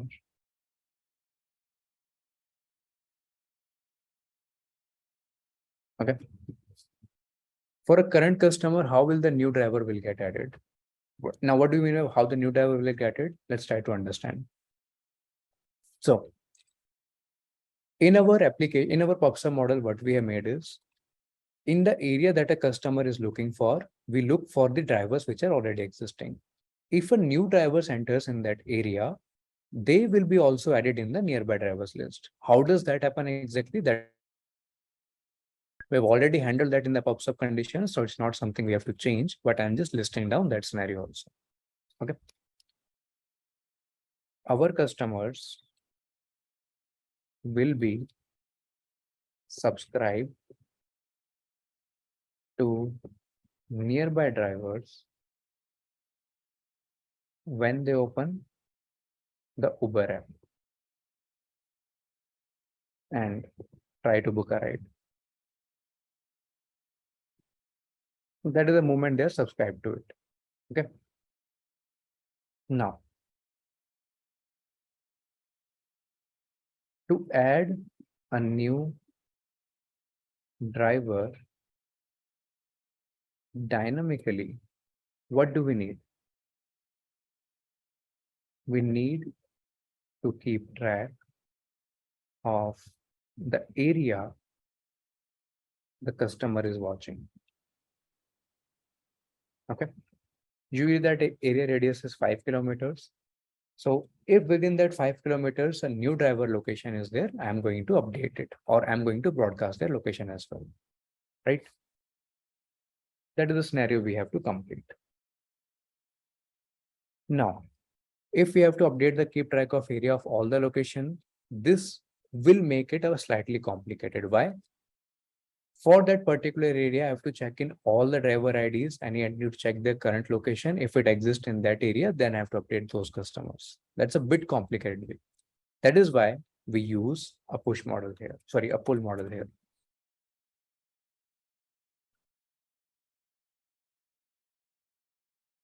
Okay. This is where we come to the pull model part.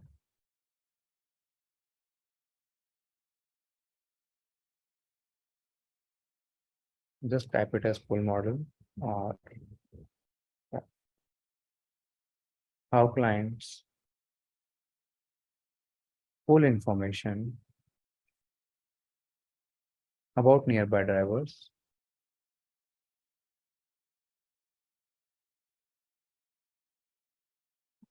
from server. Let's have a look. Okay. What clients do? Clients send their current location and the server will find all the nearby drivers. Now that's a pull call. Why it is a pull call? Because clients send their current location and they requested something from the server. That is a pull call. In the previous cases, server was sending the push call to understand what are the nearby clients. Oh, sorry, to understand what are the nearby drivers. Now this is a pull call, just to be clear. Okay. And what next?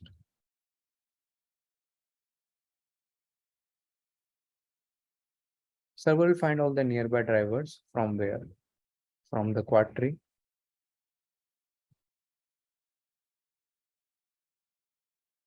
To return them to the client.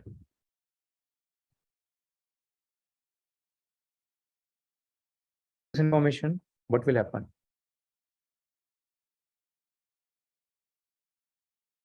Upon receiving this information, the client can update their screen to reflect current position of the drivers.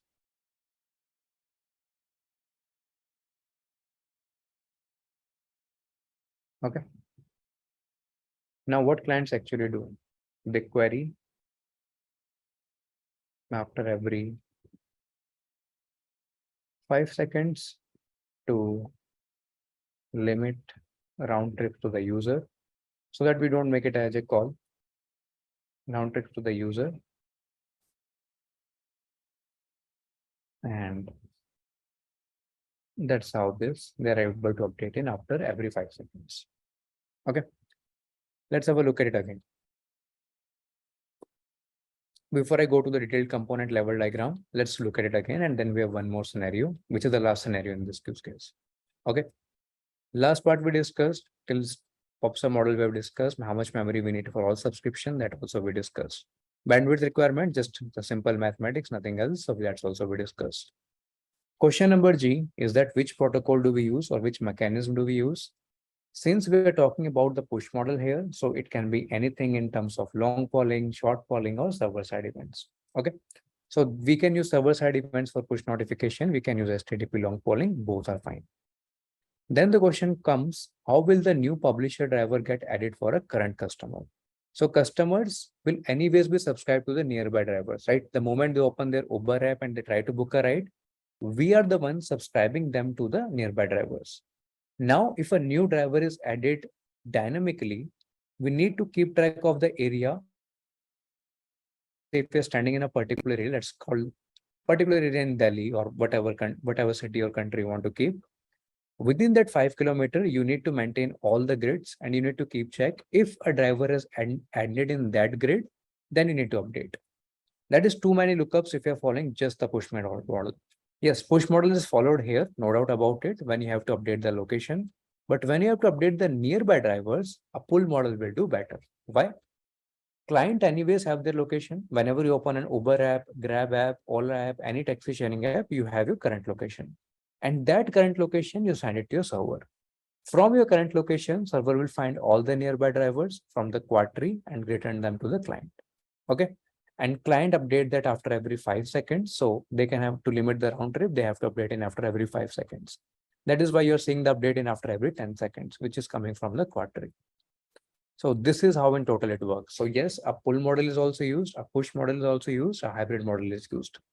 Where a pull model is used, pull model is used to find the nearby drivers, and where a push model is used to check location of drivers. Okay. While in a trip or slash after confirming a trip. Both are used in a taxi sharing service. Is this part clear to all? Then I can go to detailed component level diagram, and then we can discuss more. Okay. Pull is clear, then I can explain push again. Okay, push model we discussed. Yeah, just one thing. Somebody asked for explain the push again, so I'll explain the push again. We discussed the push model, I think somewhere here, or if not, I can discuss there. It's fine. We discussed the push model here when we talked about the publisher subscriber. So what are we doing in the push model here? The notification service that we are having, there we are broadcasting the current location to all our subscribers, or let's call it interested customers. So those subscribers to which now those interested customers are the people who have booked the application or who have booked that particular driver. How are they able to update the current location? How they're able to see the exactly the current location of the driver? That is the push model we are talking about. Okay. So the moment we have sent it on the server side before returning the list of drivers, I am subscribing all customer to get update from the driver. That is the reason anytime any location change is made from driver end, repeating, anytime any change location is made from the driver end in the driver location hash table, you broadcast the current location to the subscribed customer. That's how this works. And that is the push model. So this goes from server to client. That is why it is called push. Client asks something from the server, it is called pull. So updating the location of the driver during a ride or after booking a ride, that is called push. And pull is what? When you're finding the nearby drivers. That's it. All clear? Okay, cool. Now have a look at the detailed component diagram, which will give us much better idea. And then we'll talk about next cases, which we should be able to finish and wrap up. So I'll just share the detailed level diagram of Uber. Just one moment. And that's the only diagram we need. If you need the high level diagram, I mean the HL, this is the HLD diagram also. But if you need the basic system design level diagram for Uber, just like we do in 2 or 3 parts, we make a basic one, then we make the detailed component one, that you can keep the same as the Yelp one, because the basic component one will remain the same as the Yelp one. Anyways, this is the important diagram. Let's have a look at this and then we'll talk about it. Okay. Let's start from here, which is customers, and where we have drivers. So 2 users in our system, one is customer, one is driver. Let's start with customer use case. One use case is to request ride. That is what we talk about, push model. Second use case is to find nearby drive, that is pull model. Okay. Both requests come via load balancer. They'll be distributed and they go to the aggregation server. One more thing, some basic terms you will see, aggregation, orchestrator, all of these things, very common term in microservice architecture. Understand their purpose very clearly. Aggregator, orchestrator, gateway, proxy, reverse proxy. These are very basic terms. We should be very clear. I'm just talking about aggregator here. Orchestrator is something which handles and orchestrates all the services. Means you pass me some data, some events, some notifications, some messages, whatever. Orchestrator means I need to orchestrate to multiple services. That's what orchestrator does. In an you go in an Opera, what does orchestrator does? It just leads to multiple points. That's it. That's what orchestrator does in microservice architecture. What does aggregator does or aggregation does? Aggregation means combining it. So whenever you say aggregators, aggregation server or aggregator service means multiple results are combined from multiple services and given back to the client or whoever is the caller. Anyways, From aggregation server, if you look, it comes to the Quadtree server. And here we have Quadtree index, just for a quick lookup. And that is connected with the database, which is fine. This part is same as you have in the Yelp. Nothing changed here. In addition to that, we have a notification server. That notification server, if you look properly, it is sending notification to the clients. If you look at this arrow, it is sending notification to the clients.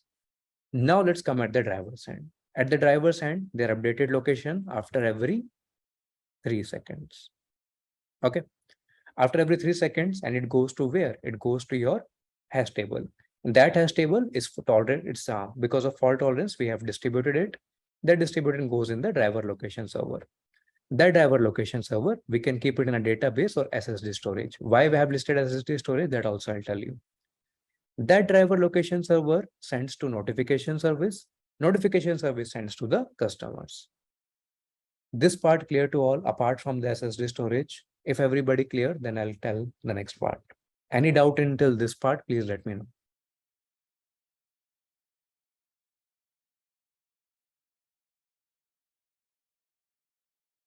Please repeat once more. Okay. Anybody else apart from repeating once more? Any specific doubt, let me know.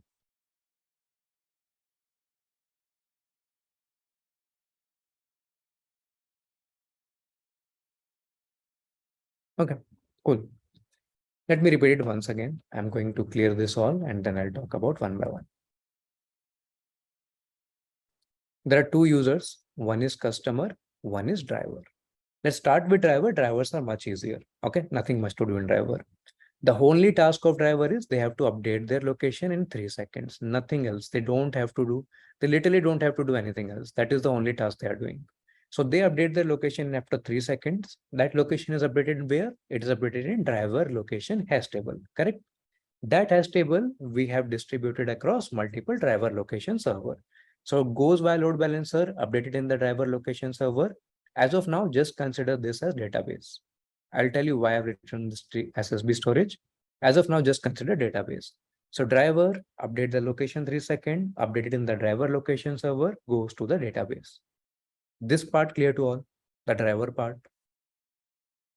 This part clear to all, the driver part. Yes or no? Okay. Now, since you are updating the location in the driver location server, it should be updated in the notification service and my client should be informed or my customer should be informed that, hey, your driver's location has changed from this point to this point.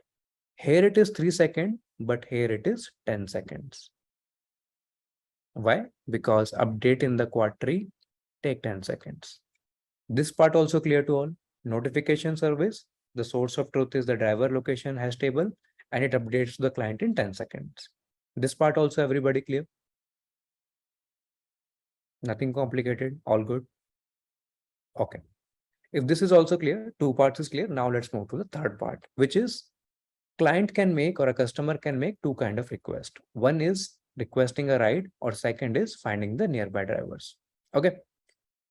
This is a direct line from notification system to Quadtree server. Notification system to this not required, right? That is not required.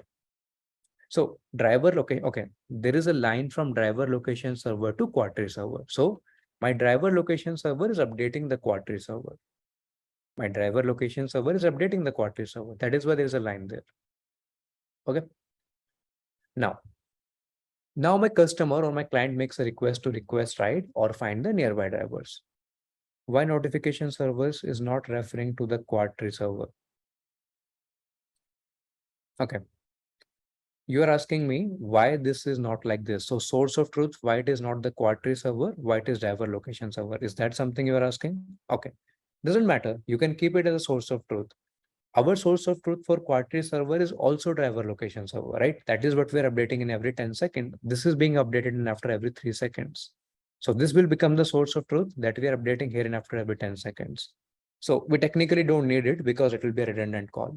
So if it is in sync with the driver location service, we can definitely update to the customer side. So same thing.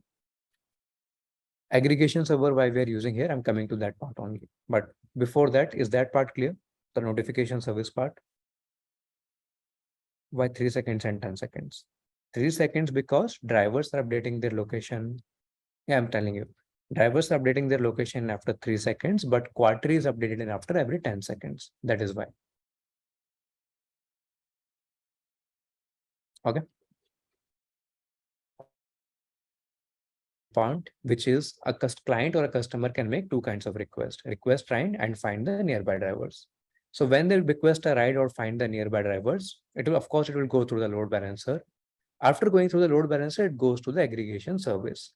Now I told you, what do you mean by aggregation service? Aggregation service means any service which combines the result from multiple services. What are the multiple services we are having in requesting ride and finding the nearby drivers? For that, we are having the request from the notification service and many other services which we will be using. For example, client customer details and so many other things, nearby drivers, locations, and all. Aggregation means combine the result of multiple services. So that aggregation service is connecting with the Quadtree server, and that's how it is working here. So it passed the result to the Quadtree server that, hey, this is my current location. So Quadtree server will check in the current location, and based upon the current location and from the notification service, it gives the nearby drivers. That's it. And that Quadtree index are stored in the databases. That is why if you see after this, there is nothing here. And after this, there's no call being made here. So after the aggregation server, it goes to the Quadtree server. From the Quadtree server, it is updated via driver location server, goes to notification server. You can connect this also. That if that gives you more confidence, you can remove this part and you can keep the source of to a Quadtree server, and then it goes to the client side. This is the whole use case. Okay. Notification service is already pushing the nearby drivers to client. Why does it request? Okay. Understand it again. Notification service knows the current location of the clients. This is not an arrow like this. Understand this. If you have to find the nearby drivers, if you have to request the night, the first thing you need is the client location, customer location. How does that client location will come? Notification service is not getting the client location.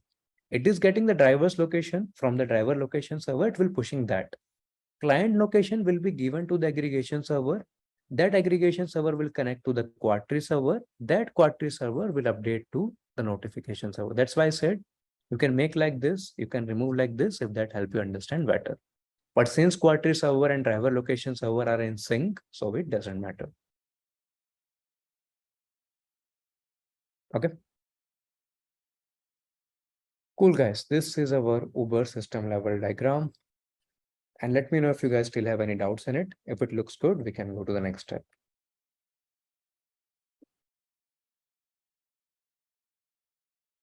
Okay. Let's go back. Quadtree index. Quadtree index just for having a quick lookup. So Quadtree servers we already have, and there are a list of multiple servers. Yeah, one more thing somebody asked. Good to remind. Quadtree index is what we're keeping on. Yeah, I'm coming to that SSD only. The Quadtree index, we are keeping it just in our database for having a quick lookup. That's it. Indexing basically, nothing else. SSD storage, why did we keep SSD storage instead of a database?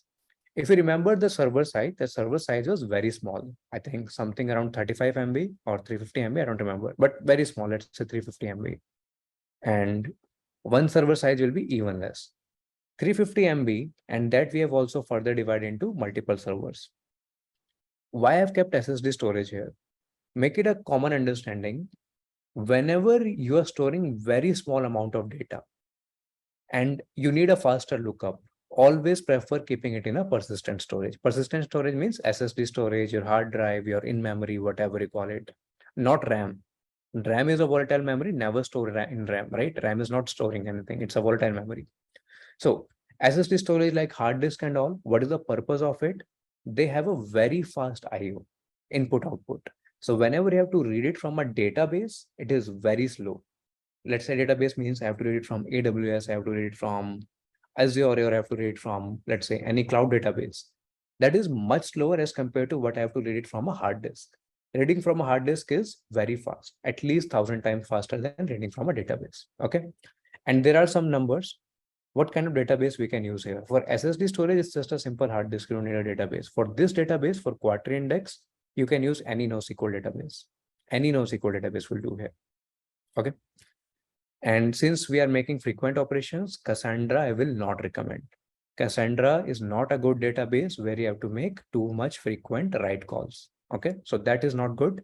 Apart from that, you use MongoDB, use any other database, S3, any of that is fine. Okay. One more thing that I was added here. One moment.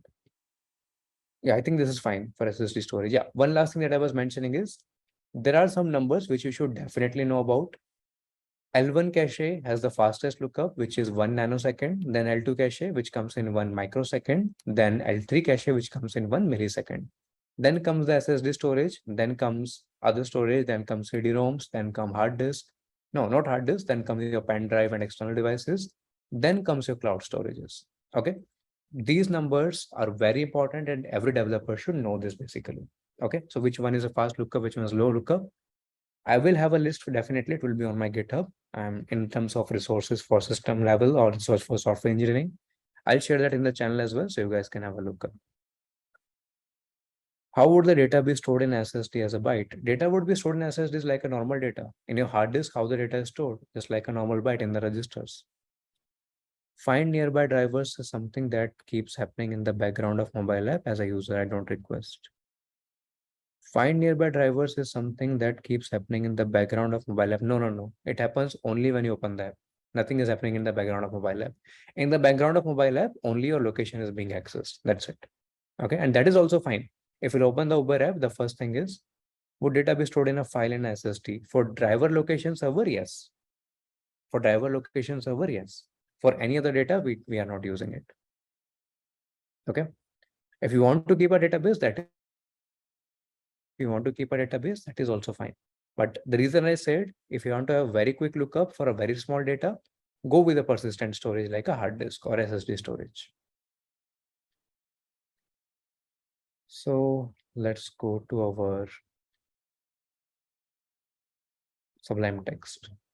We're a bit ahead of time, but anyways, let's quickly revise what we have covered so far, and then we can go for the next part. SSD is attached to a container, not necessarily it can be part of the server. Okay. Every server have their own disk devices, so you can keep in the disk device for server. Okay,